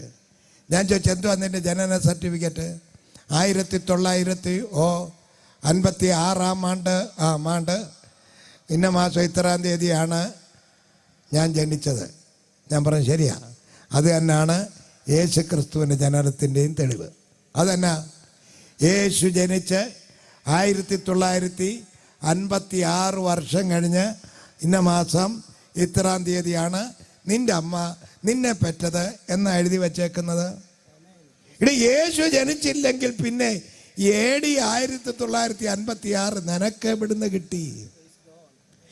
AD എന്നും BC എന്നും കാലത്തെ രണ്ടായി തിരിച്ചുകൊണ്ട് യേശു ക്രിസ്തു കാലത്തിന്റെ മധ്യസ്ഥനായി ജനിച്ചപ്പോൾ ചരിത്രത്തെ രണ്ടായി തിരിച്ച ക്രിസ്തു ജനിച്ചിട്ടില്ലെന്ന് പറയാൻ നീ ആരാ? നീ ജനിച്ചിട്ട് 100 വർഷം തികഞ്ഞിട്ടില്ലല്ലോ പോട്ട. നീ ആരാ? നിനക്ക് വല്ലതും അറിയണമെങ്കിൽ ഞങ്ങളോട് ചോദ്യര്. ഞങ്ങളുടെ അകത്ത് പ്രകാശിക്കുന്ന പ്രകാശം എന്തെന്ന് ഞങ്ങളോട് ചോദ്യം, ഞങ്ങൾ വിളിച്ചു പറയാം. ഹല്ലേലൂയ!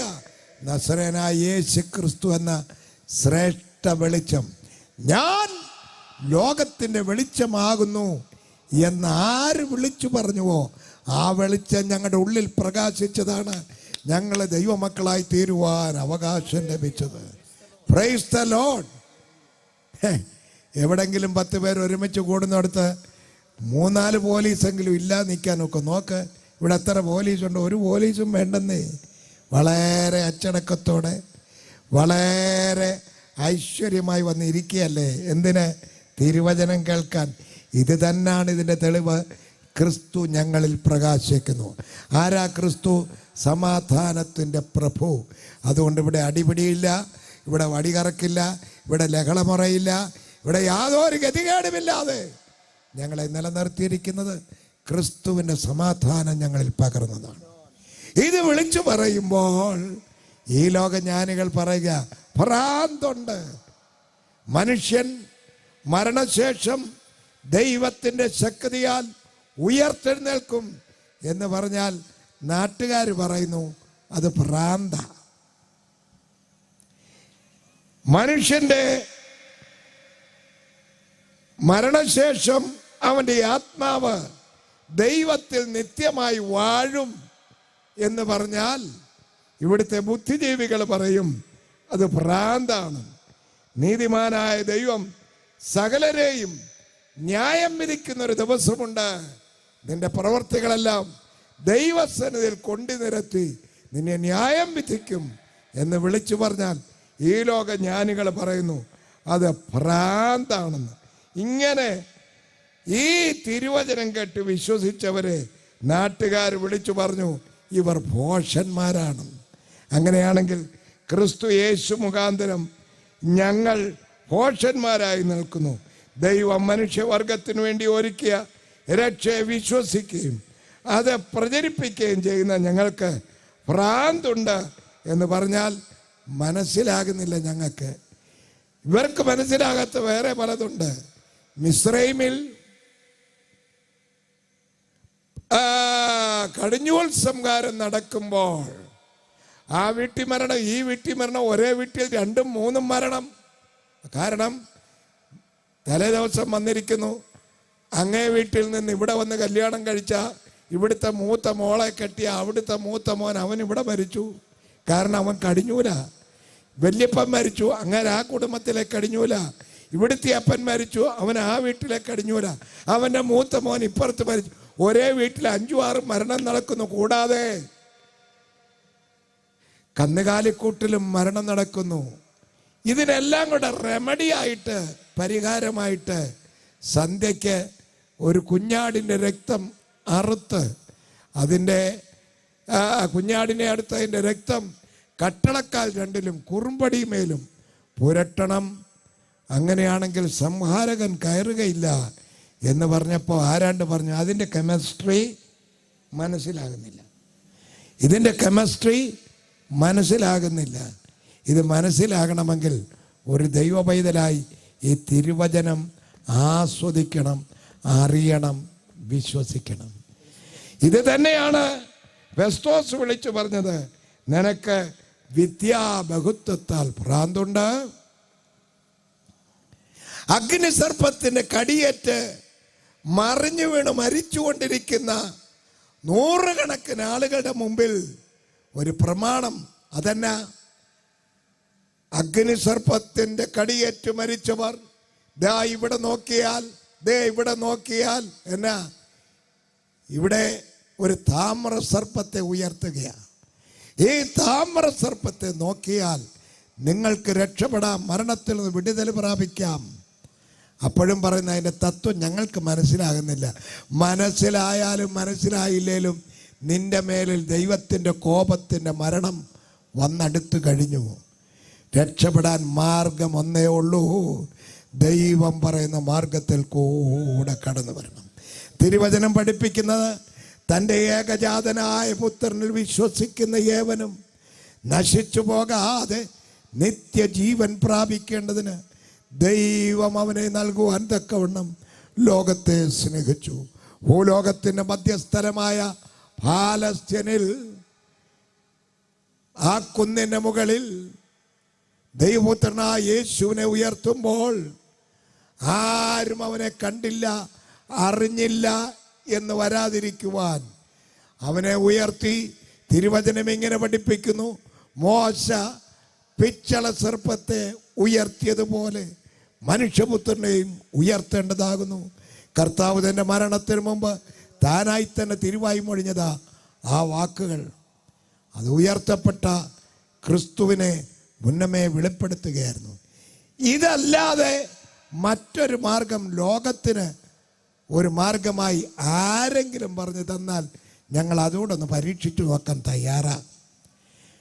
മനുഷ്യൻ്റെ ശരീരത്തിൻ്റെ ദണ്ഡനം കൊണ്ടോ പുണ്യസ്ഥല സന്ദർശനങ്ങൾ കൊണ്ടോ അല്ല പുണ്യം ചെയ്തതുകൊണ്ടോ സ്വർഗത്തിൽ പോകാമെന്ന് ആരും വിചാരിച്ചിരിക്കേണ്ട. സ്വർഗത്തിൽ പോകാൻ മാർഗം ഒന്നേ ഉള്ളൂ, പാപമോചനത്തിന് മാർഗമുള്ളതേ ഉള്ളൂ. അത് നസ്രയനായ യേശു ക്രിസ്തു കാൽവറിയിൽ ചൊരിഞ്ഞ രക്തമാണ്. ഹല്ലേലൂയ. പഴയ ഒരു പാട്ടുകാരൻ ഇങ്ങനെയാ പാടുന്നത്, ദൈവത്തിൻ്റെ കുഞ്ഞാടേ നീൻ പുണ്യരക്തം പാപ ശുദ്ധിക്കുള്ള ഊറാവായേ. ദൈവത്തിൻ്റെ കുഞ്ഞാടേ നീൻ പുണ്യരക്തം പാപ ശുദ്ധിക്കുള്ള ഊറാവായേ. ക്രൂശിൽ ചൊരിഞ്ഞാനിൻ രക്തമേ ആശ്രിതർക്കാമേ. ക്രൂശിൽ ചൊരിഞ്ഞാനിൻ രക്തമേ ആശ്രിതർക്കാമേ. ആശോനിക്ക് എന്നെ ശുദ്ധമാക്കി ഈശോ ദൈവത്തിൻ ഏകജാത. ദൈവത്തിൻ്റെ കുഞ്ഞാടേ നീൻ പുണ്യരക്തം പാപ ശുദ്ധിക്കുള്ള ഊറാവായേ. ദൈവത്തിൻ്റെ കുഞ്ഞാടേ നീൻ പുണ്യരക്തം പാപ ശുദ്ധിക്കുള്ള ഊറാവായേ. കർത്താവായ യേശു ക്രിസ്തുവിനെ ലോകത്തിൻ്റെ പാപത്തിന് പരിഹാരത്തിന് വേണ്ടി കാൽവരി ക്രൂശിൽ പ്രായശ്ചിത്തമാകുവാൻ ദൈവത്താൽ നിയമിതനായ ക്രിസ്തുവിനെ ലോകത്തിലേക്ക് അവൻ അയച്ചു എന്ന് പറയുമ്പോൾ ലോകർ ഭ്രാന്ത് എന്ന് വിളിച്ചു പറയുന്ന ഈ ശ്രേഷ്ഠമായ ഉപദേശം ആരേറ്റെടുക്കുന്നുവോ അവർക്ക് പാപമോചനവും വീണ്ടെടുപ്പും ഈ പുസ്തകം വാഗ്ദത്തം ചെയ്തിരിക്കുക. അത് വെറും ഈ ഏട്ടിലെ പശു പുല്ല് തിന്നത്തില്ലെന്ന് പറഞ്ഞ പോലെ ഇത് വെറും ഏട്ടിലെ പശുവല്ല, ജീവിതത്തിൽ അന്വർത്ഥമായി പ്രാപിച്ചവരായ ഞങ്ങൾ സാക്ഷികളുടെ ഇത്ര വലിയൊരു സമൂഹം ചുറ്റും നിന്നുകൊണ്ട് വിളിച്ചു പറയുകയാണ്, യേശു ക്രിസ്തുവിൻ്റെ രക്തം സകല പാപവും പോക്കി ശുദ്ധീകരിക്കുന്നു. ഈ അനുഭവം ഏറ്റെടുത്ത പൗലോസാ വിളിച്ചു പറഞ്ഞത്, അതേ, ക്രിസ്തു യേശു പാപികളെ രക്ഷിപ്പാൻ ലോകത്തിലേക്ക് വന്നു എന്ന്. ഇത് കേട്ടുകൊണ്ടിരുന്ന ഫെസ്തോസിന് പറയാനുള്ളത്, നിനക്ക് ഭ്രാന്തുണ്ട്. ഇതേ സുവിശേഷം ഫെസ്തോസ് കേട്ട അതേ വാക്ക് അതേ സ്ഥലത്ത് അതേ നിലയിൽ അടുത്ത ആള് കേൾക്കുകയാ. ആരാ? അതാണ് അഗ്രിപ്പ രാജാവ്. അയാളെക്കുറിച്ച് പറയുമ്പോൾ അയാള് വന്നിരിക്കുന്നത് തന്നെ പരുവക്കേടില്ല. കൂടെ ഒരു സ്ത്രീയും കൂടെ കൊണ്ടുവന്നിട്ടുണ്ട്. അവിടെ പേര് ബർണിക്ക. ഇവിടെ ഇരിക്കുന്ന പലരുമായിട്ടാണ് വന്നേക്കുന്നത്. നിങ്ങൾ ആരെയും കൊണ്ടാണ് വന്നതെന്ന് എനിക്കറിയത്തില്ല. എന്നാൽ അന്ന് അവിടെ വന്നത് ബർണിക്കയുടെ കൂടെ. സത്യം പറഞ്ഞാൽ ബർണിക്ക ഇപ്പം ഇയാളുടെ ഭാര്യയാണെങ്കിലും ഇയാളുടെ മാത്രം ഭാര്യയൊന്നുമല്ല. കൂടെ വന്നിരിക്കുന്ന ആളുകളുടെ സ്വാധീനത സുവിശേഷത്തിന് മങ്ങലേൽപ്പിക്കുവാൻ, സുവിശേഷത്തിന് നേരെയല്ല, നിന്റെ മനസാക്ഷിക്ക് കുഴപ്പമുണ്ടാക്കും. കാരണം നിന്റെ നില, നീ ആയിരിക്കുന്ന പദവി, കൂടിയിരിക്കുന്നവരെന്ത് പറയും എന്നൊക്കെയുള്ള ചിന്ത. അതാണ് ഈ അഗ്രിപ്പ രാജാവിനെ പറ്റിയത്. അദ്ദേഹം ഇത് മുഴുവൻ കേൾക്കുന്നുവെങ്കിലും അത് ഒരു തീരുമാനമെടുക്കാൻ കഴിയാത്തവനായി നിൽക്കുകയാണ്. അഗ്രിപ്പ രാജാവിൻ്റെ കൂടെ വന്ന എവളെ ഞാനൊന്ന് പരിചയപ്പെടുത്തട്ടെ. ഈ ബർണിക്ക ഭർത്താവിൻ്റെ സ്ഥാനം പലർക്കും കൊടുത്തവളാണ്. ആദ്യം ഇവിടെ ഭർത്താവായിരുന്നത് സ്വന്തം അമ്മാവനാണ്, അമ്മയുടെ ആങ്ങള. അങ്ങരുടെ കൂടെ കുറച്ച് നാൾ ഇവളെ ഈ പദവി അലങ്കരിച്ച് ജീവിച്ചതാണ്. കുറച്ച് കഴിഞ്ഞപ്പം അങ്ങേരെ വിട്ടേച്ച് സ്വന്തം സഹോദരൻ്റെ കൂടെ കുറച്ച് നാൾ ഇവൾ ജീവിച്ചതാണ്. അതൊക്കെ ഈ പദവി അലങ്കരിച്ചുകൊണ്ട് ജീവിച്ചവളാണ്. ഇവളെക്കുറിച്ച് ചരിത്രം പഠിക്കുമ്പോൾ ഒത്തിരി പറയാനുണ്ട്. ഇവള് ഇപ്പോൾ അഗ്രിപ്പ രണ്ടാമൻ്റെ ഭാര്യയായി ഇരിക്കുക. ഈ അഗ്രിപ്പാവിൻ്റെ ആദ്യത്തെ ഭാര്യയല്ല ഇത്, രണ്ടാമത്തെയോ മൂന്നാമത്തെയോ ഇവളെന്ന് അറിയപ്പെടുന്നത്. പണ്ട് സിസിലി രാജ്യത്തിൻ്റെ രാജാവായിരുന്ന ടോളമിയുടെ ഭാര്യയായിട്ട് കുറച്ച് നാൾ ഇവൾ സേവനം അനുഷ്ഠിച്ചതാണ്. അതുകൂടാതെ റോമൻ ചക്രവർത്തിയായിരുന്ന വെസ്പേഷ്യൻ വന്ന കാലത്ത് ഇവള് അവിടെയും കുറച്ച് നാൾ അയാളുടെ കൂടെ ജീവിച്ചതാണ്. അയാളുടെ മരണശേഷം അയാളുടെ മകൻ ടൈറ്റസ് രാജാവായപ്പോൾ ഇതേ പദവിയിൽ അവൾ അവിടെയും ഇരുന്നതാണ്. ഇങ്ങനെ പലർക്ക് ഭാര്യയായിരുന്നവൾ വന്ന് കൂടെ ഇരുന്നു. അവളും ആഡംബരത്തോടു കൂടിയാണ് വന്നിരിക്കുന്നത്. പണി വെറുതെ ഇങ്ങനെയൊക്കെ ആണെങ്കിലും ആഡംബരത്തിനൊരു കുറവുമില്ല. ഒത്തിരി ആഡംബരം കാണിക്കുന്നവരെ ശ്രദ്ധിച്ചോണം, അകത്തളത്തിൽ ചിന്ത വേറെ ആയിരിക്കും. എവളെ കൂടെ കൊണ്ടുവന്നിരുന്നു കൊണ്ട് ഇയാൾ ഈ തിരുവചനം കേട്ടത് കൊണ്ട് ഒന്നും ഏറ്റെടുക്കാൻ സമയം കിട്ടുന്നില്ല. ആ 26-ാം അധ്യായത്തിൻ്റെ 3-ാം വാക്യത്തിൽ അവിടെ പ്രതിപാദിക്കുന്ന ഇങ്ങനെ, ഒന്ന് വായിക്കണേ. അപ്പോസ്തല പ്രവൃത്തി 26:3. വിശേഷാൽ നീ യഹൂദന്മാരുടെ ഇടയിലെ ആചാരങ്ങളും തർക്കങ്ങളും എല്ലാം അറിയുന്നവനാകയാൽ ഞാൻ ഭാഗ്യവാനെന്ന് നിരൂപിക്കുന്നു. അതുകൊണ്ട് എന്റെ പ്രതിവാദം ക്ഷമയോടെ കേൾക്കണമെന്ന് അപേക്ഷിക്കുന്നു. രാജാവിനോട് പറയുക, എന്റെ പ്രതിപാദ്യം ക്ഷമയോടെ കേൾക്കണമെന്ന് അപേക്ഷിക്കുന്നു. കാര്യം പറഞ്ഞ് ഇങ്ങോട്ട് കൊണ്ടുവന്നിട്ട് പൗലോസ് ഒരു ചോദ്യം ചോദിച്ചു. അഗ്രിപ്പ രാജാവേ, പ്രവാചകന്മാരെ വിശ്വസിക്കുന്നുവോ? ഇല്ലെന്ന് പറയാനൊക്കത്തില്ല. കാരണം ഇയാൾക്ക് ഇതെല്ലാം അറിവുള്ളതും ഇയാൾ ഈ നിയമം അനുസരിച്ച് ജീവിക്കുന്നുവെന്ന് മറ്റുള്ളവർ ചിന്തിക്കുന്നവരുമാണ്. അഗ്രിപ്പ രാജാവേ, പ്രവാചകന്മാരെ വിശ്വസിക്കുന്നുവോ? എന്നിട്ട് താനായി തന്നെ പറയാം, വിശ്വസിക്കുന്നു എന്ന് എനിക്കറിയാം. ഇയാളുടെ മറുപടി കേൾക്കണോ? നീ അല്പം കൊണ്ട് എന്നെ ക്രിസ്ത്യാനിയാക്കുവാൻ നോക്കുകയാണോ? പൗലോസ് തിരിച്ചടിച്ചു, അല്പം കൊണ്ടാകട്ടെ അധികം കൊണ്ടാകട്ടെ, നീ മാത്രമല്ല എൻ്റെ പ്രസംഗം കേൾക്കുന്ന സകല ആളുകളും ഈ ചങ്ങല ഒഴികെ എന്നെപ്പോലെ ആയിത്തീരണമെന്ന് ഞാൻ ദൈവത്തോട് അപേക്ഷിക്കുന്നു. ഈ ചങ്ങല നിങ്ങൾ ധരിക്കട്ട. ഞാൻ ചങ്ങല ധരിച്ച് സ്ഥാനാപതിയായി യേശുവിനെ ഇവിടെ നിൽക്കുകയാണ്. അഗ്രിപ്പാ രാജാവേ, നീ മാത്രമല്ല, എന്നെ വിളിച്ച കാലത്ത് എൻ്റെ ചെവിയിൽ പറഞ്ഞൊരു ശബ്ദമുണ്ട്.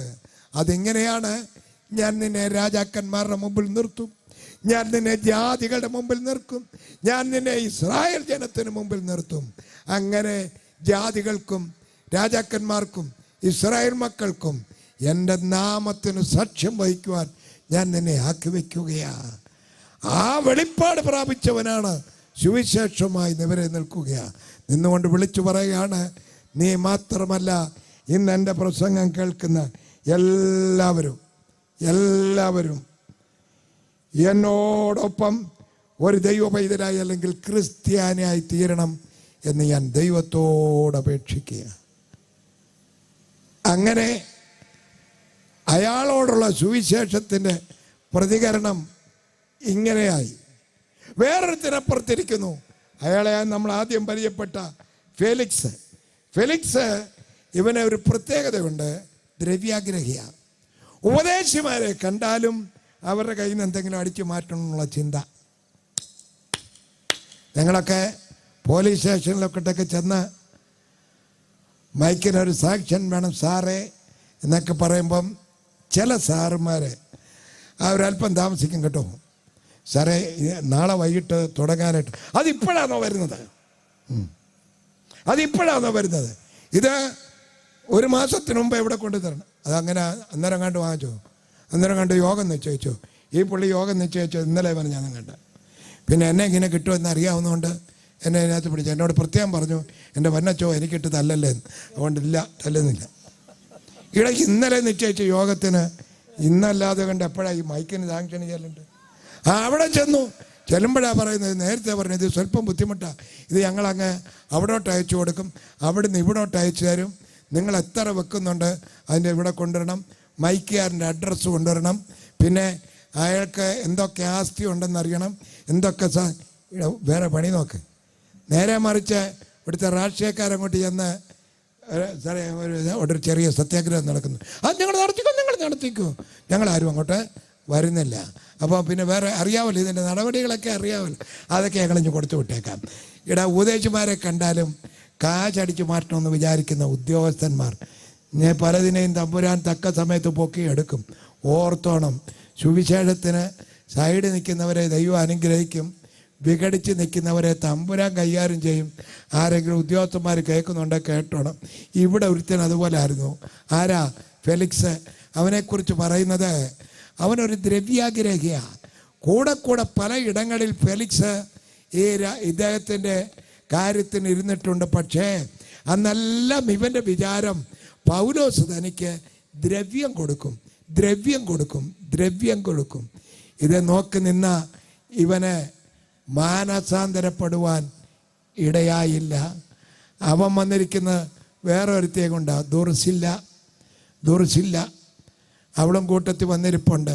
കൂടെ വന്നത് ആരാണെന്ന് നോക്കി, നിലവാരം നോക്കി, പദവി നോക്കി, വട്ടം നോക്കുന്നവന് ഒരു വിധത്തിലും ദൈവാനുഗ്രഹം ലഭിക്കുവാൻ സാധ്യമല്ല.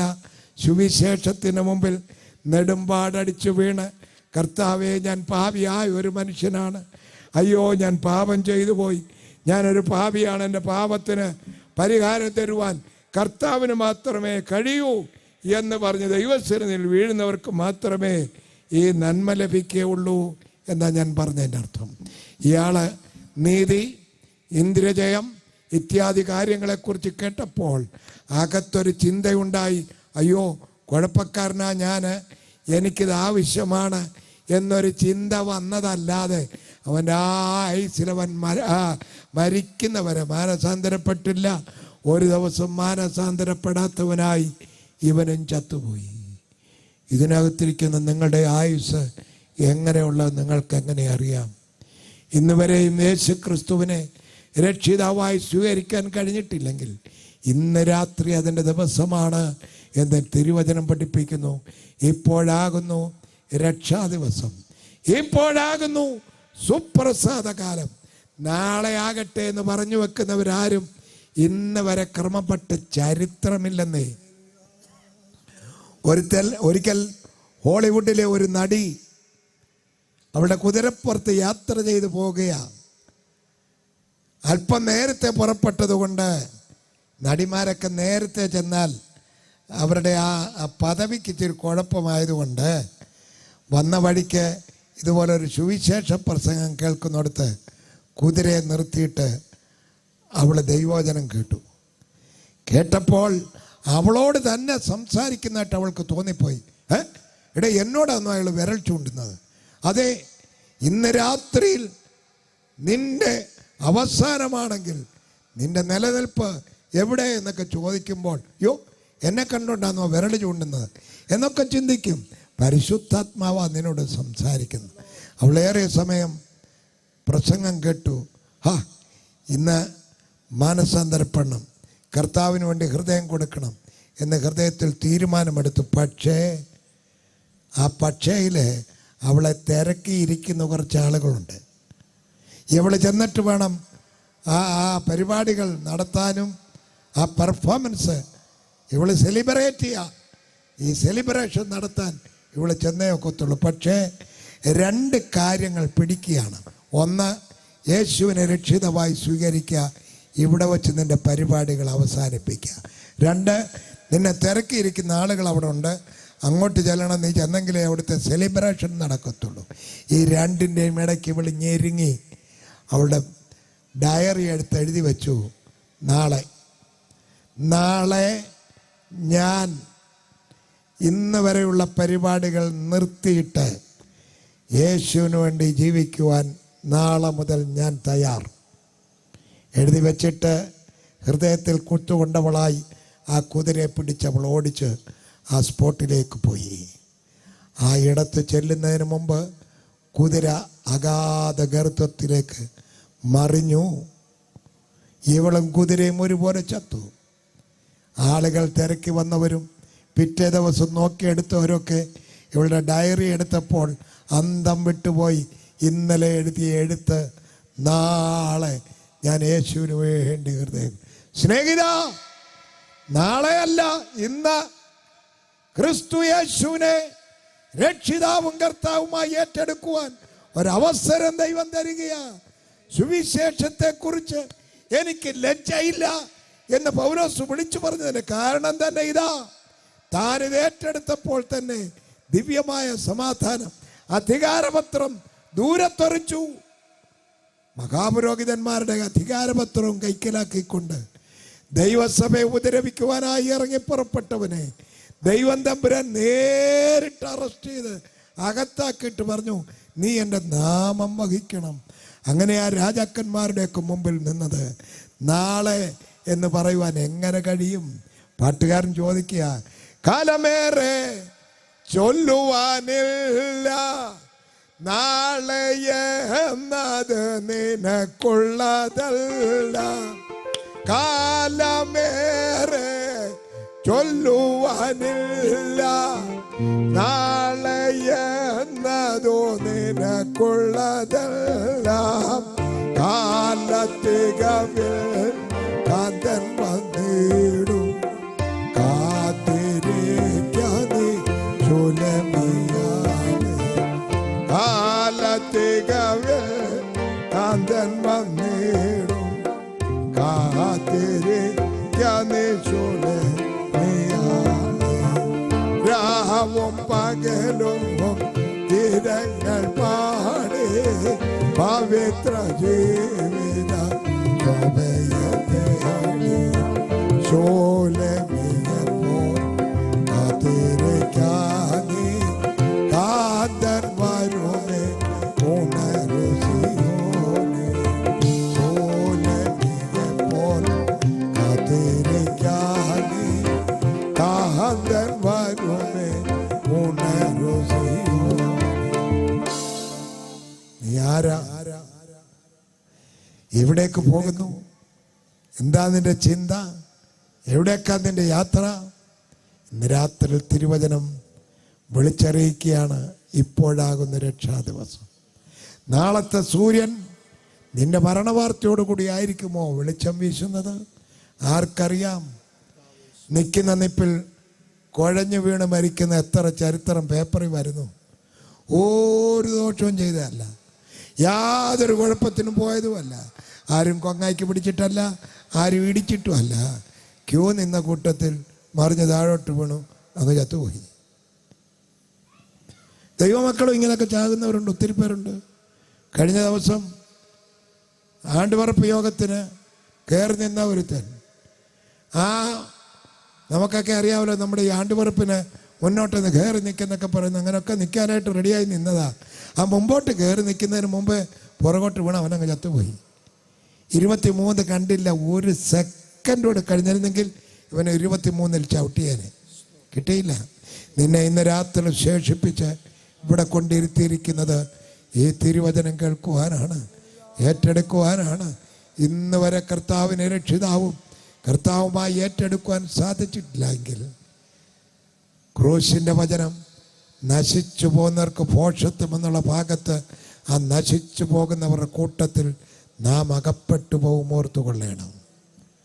തിരുവചനം പഠിപ്പിക്കുന്നത് നാമോ നാശത്തിലേക്ക് പോകുന്നവരുടെ കൂട്ടത്തിലല്ല, വിശ്വസിച്ച് ജീവരക്ഷ പ്രാപിക്കുന്ന കൂട്ടത്തിൽ ഇത്രയായിരിക്കുന്നത്. ഇത് പറയുവാൻ എനിക്ക് സന്തോഷമുണ്ട്. ഒരു കാലത്ത് പാത തെറ്റി ഓടിയ എന്നെയും പാതയിലേക്ക് വിളിച്ചു വരുത്തിയ നസ്രയനായ യേശു ക്രിസ്തുവിൻ്റെ സ്നേഹം ആസ്വദിക്കുവാൻ എൻ്റെ ജീവിതത്തിൽ സാധ്യമായി തീർന്നു. ഇവിടെ ഇരിക്കുന്ന അനേക ദൈവമക്കൾക്ക് ഈ സാക്ഷ്യങ്ങൾ പറയുവാനുണ്ട്. നിങ്ങൾക്ക് വ്യക്തമായി ഈ സാക്ഷ്യം ദൈവസേനയിൽ പറയാൻ സാധിക്കുമോ എന്ന് വ്യക്തമായി ഒരു തീരുമാനവും വ്യക്തമായ ഒരു നിർണയവും പ്രാപിച്ചിട്ട് മാത്രമേ ഇവിടുന്ന് കടന്നു പോകാവൂ എന്ന് ഓർപ്പിക്കുക. കഴിഞ്ഞ കാലങ്ങളിൽ അനേക വിശുദ്ധന്മാർ സുവിശേഷം പ്രസംഗിച്ചു, അനേകര് കർത്താവിലേക്ക് വന്നു. ഇന്ന് ആ കാലമല്ല, കുറെ കൂടെ നാം അടുത്തു കഴിഞ്ഞു കർത്താവിൻ്റെ രണ്ടാം വരവുമായിട്ട്. ഒരു മിനിറ്റ് പോലും മാറ്റിവെക്കാതെ നിമിഷങ്ങൾ ലഭിക്കുന്ന മൊത്തം കർത്താവിന് വേണ്ടി ഏറ്റെടുക്കുവാൻ ക്രിസ്തു യേശുവിൻ്റെ സ്ഥാനാപതികളായി നിന്നുകൊണ്ട് ഞങ്ങൾ വിളിച്ചറിയിക്കുക. സുവിശേഷം തള്ളിക്കളയാനുള്ളതല്ല എന്നുള്ളതിൻ്റെ പ്രത്യക്ഷ തെളിവാണ് അപ്പോസ്തല പ്രവൃത്തി 16-ാം അധ്യായത്തിൽ നാം വായിക്കുന്നത്. അപ്പോസ്തല പ്രവൃത്തി 16-ാം അധ്യായത്തിൽ ഫിലിപ്പിയിലെ കാരാഗ്രഹത്തിൽ ചങ്ങലകളാൽ ബന്ധിക്കപ്പെട്ട് കിടക്കുന്ന കർത്തൃദാസന്മാരുടെ മുമ്പിൽ വിളിച്ചു ചോദിച്ച ഒരു ചോദ്യമുണ്ട്: രക്ഷ പ്രാപിപ്പാൻ എന്ത് ചെയ്യണം? അപ്പോസ്തല പ്രവൃത്തി 16-ാം അധ്യായം 30 മുതൽ 34 വരെയുള്ള വാക്യങ്ങൾ നിങ്ങൾക്ക് വേണ്ടി വായിക്കുന്നു.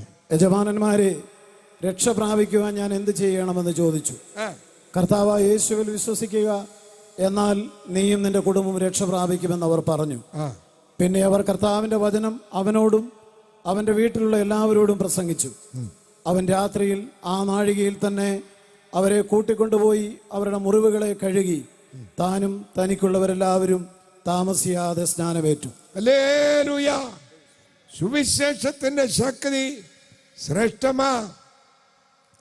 കാരാഗ്രഹത്തിൽ കിടന്നാലും സുവിശേഷം പറയാം. അങ്ങോട്ട് കൊണ്ടുപോയ കൂട്ടത്തിൽ വിളിച്ച വിളിയൊന്നും ഇതിനകത്ത് എഴുതാൻ കൊള്ളാത്തതുകൊണ്ടാണ് എഴുതാഞ്ഞത്. ഇപ്പൊ വിളിച്ച യജമാനന്മാരെന്ന്. അങ്ങോട്ട് കൊണ്ടുപോയപ്പോഴോ പെടലിക്കൊരു തല്ലും, കൊടുക്കാനുള്ള ഇടിയും, പിന്നെ കഴുത്തിന് പെടലിക്ക് ഇങ്ങോട്ടൊരു പിടിയും, മുട്ടുകൊണ്ട് മേലോട്ടൊരു കയറ്റും, കൈമുട്ടുകൊണ്ടൊരു ഇടിയും ഒക്കെ ഇഷ്ടം പോലെ കൊടുത്തതാ. അന്നേരം വിളിച്ച വിളിയൊക്കെ അവരെ ചെറുപ്പത്തിലെ പഠിപ്പിച്ചു വിട്ട വിളികളൊക്കെ അകത്തുകൊണ്ടേ കിടന്നു. കർത്തൃദാസന്മാർ ദൈവത്തെ പാടി സ്തുതിച്ചു. കാരാഗ്രഹത്തിൻ്റെ അടിസ്ഥാനങ്ങൾ കുലുങ്ങി വലിയ വെളിച്ചം വ്യാപരിക്കുവാൻ തുടങ്ങി. എന്തിനേറെ പറയണ്ടോ, ഇവിടെ നിന്ന് കാവലാളി വിറയ്ക്കുവാൻ തുടങ്ങി. അവൻ വിളിച്ചു ചോദിക്കുക: യജമാനന്മാരായ പുരുഷന്മാരെ, രക്ഷ പ്രാപിപ്പാൻ ഞാൻ എന്ത് ചെയ്യണം? ഒറ്റ ഉത്തരമേ ഉള്ളൂ: രക്ഷ പ്രാപിപ്പാൻ എന്ത് ചെയ്യണം എന്ന ചോദ്യം നിങ്ങൾ ചോദിച്ചാൽ ഞങ്ങൾക്കും പറയാനുള്ള ഉത്തരം ഒന്നേ ഉള്ളൂ: കർത്താവായ യേശു ക്രിസ്തുവിൽ വിശ്വസിക്കുക.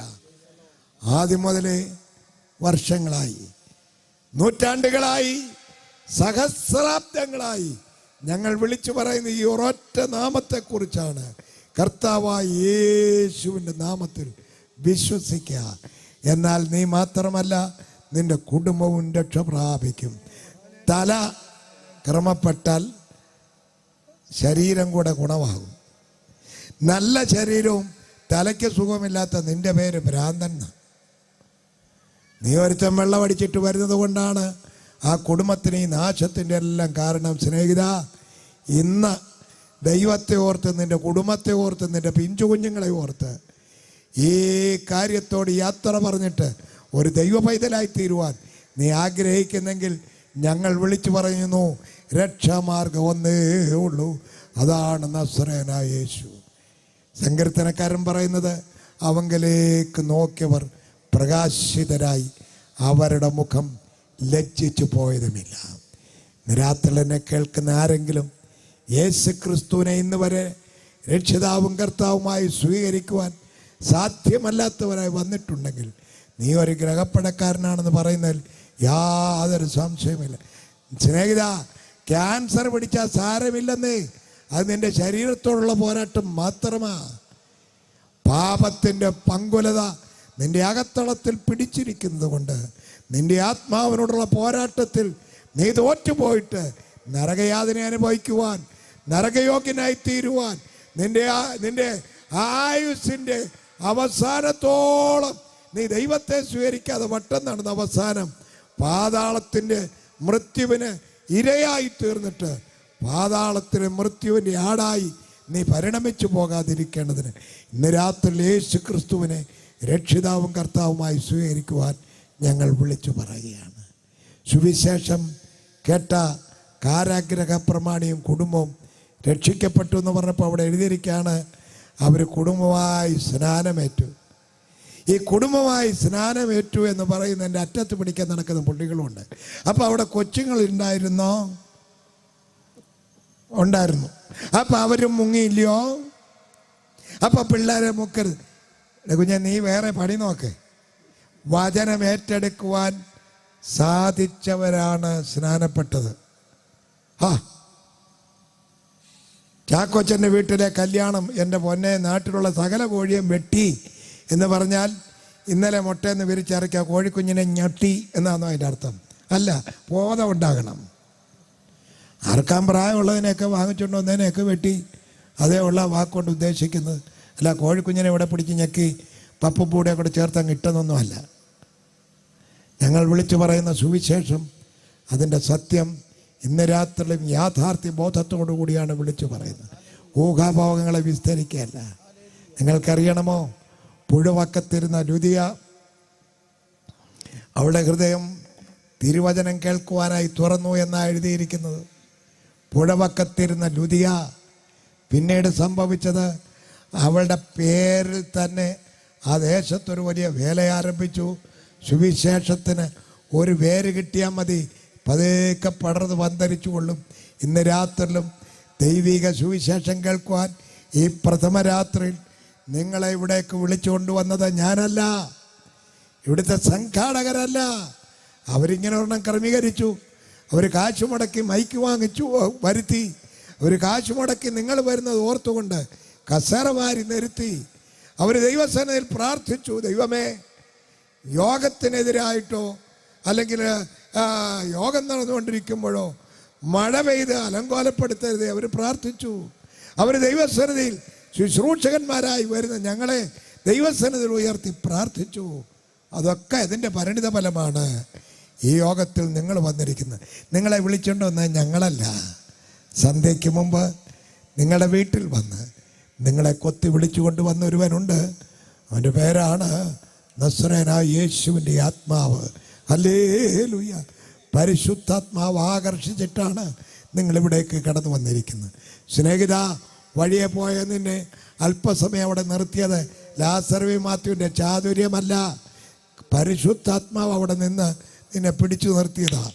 ഇന്ന് രാത്രി ദൈവവചനം കേട്ടുകൊണ്ട്, കർത്താവേ, അങ്ങേ ഞാൻ എൻ്റെ രക്ഷിതാവും കർത്താവുമായി സ്വീകരിക്കുന്നു, എൻ്റെ ഹൃദയത്തിലേക്ക് ഇറങ്ങി വരണമേ എന്ന് നിൽക്കുന്ന നിൽപ്പിൽ ഒരു വാക്ക് പ്രാർത്ഥിച്ചാൽ നീ ഇന്ന് രാത്രി യേശു ക്രിസ്തുവിൻ്റെ പൈതലായി മാറ്റപ്പെട്ടാൽ ഈ യോഗം ഇന്ന് രാത്രി തന്നെ അതിൻ്റെ നിലയിൽ അന്വർത്ഥമാകുകയാണ്. Price to Jesus. കഷ്ടങ്ങൾ പലതുണ്ട് ഞങ്ങൾക്ക്, ബുദ്ധിമുട്ടുകൾ പലതുണ്ട് ഞങ്ങൾക്ക്. പക്ഷേ സുവിശേഷത്തിന് മുമ്പിൽ ഞങ്ങളുടെ ബുദ്ധിമുട്ടുകൾ കാണിക്കാറില്ല. കാശിലെ കടം വാങ്ങിച്ച് ഞങ്ങളിത് നടത്തും. കാരണം നിങ്ങളാണ്. നിങ്ങൾ ഒരുത്തൻ രക്ഷിക്കപ്പെട്ടാൽ ഭൂലോകത്തെക്കാൾ വിലയുള്ള ദൈവത്തിൻ്റെ ആത്മാവ് നിന്റെ ആത്മാവ് ഇടപെടുമ്പോൾ നിന്റെ ആത്മാവിന് ലോകത്തെക്കാൾ വിലയുള്ളതാണെന്ന് തിരുവചനം പഠിപ്പിക്കുന്നു. ഒരു മനുഷ്യൻ സകല ലോകവും നേടിയിട്ടും അവൻ്റെ ആത്മാവിനെ കരുതാഞ്ഞാൽ അവനെന്തു പ്രയോജനം? രാത്രി എന്നെ കേൾക്കുന്ന ഏവരുമേ, ഇതുവരെയും ക്രിസ്തു യേശുവിനെ രക്ഷിതാവും കർത്താവുമായി സ്വീകരിക്കുവാൻ അവസരം ലഭിച്ചിട്ടില്ലാത്തവർ ഇന്ന് രാത്രി ഇതിനു വേണ്ടി തയ്യാറാകണം. ഞാൻ പ്രാർത്ഥിക്കാൻ തുടങ്ങുകയാണ്. അതിനു മുമ്പ് ഈ തലമുറയോട് ഞാനൊരു കാര്യം പറയാം. മോനെ, നീ ജനിച്ചു വളർന്ന ഒരു ക്രിസ്തീയ കുടുംബത്തിലാണ്. നീ സന്ധ്യയ്ക്ക് പാട്ട് പാടുമ്പോൾ അവിടെ ഇരുന്ന് പാടുന്നവനാ. ഇന്ന സങ്കീർത്തനം വായിക്കാൻ പറയുമ്പോൾ നീ എടുത്ത് വായിക്കുന്നത്. മോളെ, നിനക്കിതെല്ലാം അറിയാം. നിനക്കൊരു പാരമ്പര്യ ബന്ധം ഈ ക്രൈസ്തവ ജീവിതവുമായിട്ടുണ്ട്. ഞാൻ സമ്മതിച്ചു. നിന്റെ ജീവിതത്തിൽ ഒരു പ്രാവശ്യമെങ്കിലും കർത്താവായ യേശു ക്രിസ്തുവിനെ ഞാൻ എൻ്റെ രക്ഷിതാവും കർത്താവുമായി ഏറ്റെടുക്കുന്നു. ക്രിസ്തു കാൽവറിയിൽ എനിക്ക് വേണ്ടി മരിച്ചു, അടക്കപ്പെട്ട് ഉയർത്തെഴുന്നേറ്റു എന്ന് ഞാൻ വിശ്വസിക്കുന്നു. ക്രിസ്തുവിനെ ഞാൻ എൻ്റെ രക്ഷിതാവും കർത്താവുമായി സ്വീകരിക്കുന്നു എന്ന് പറയുവാൻ അവസരം കിട്ടിയിട്ടുണ്ടോ? ഇല്ല. അവിടെ അതിൻ്റെ ഗതികേട് നടക്കുന്നത്. സ്വർഗത്തിൽ പോകത്തില്ല, നീ അക്കരയ്ക്ക് പോകത്തില്ല. ഈ ചൊല്ലും കൊണ്ട് നീ അക്കരയ്ക്ക് പോവുകയില്ല.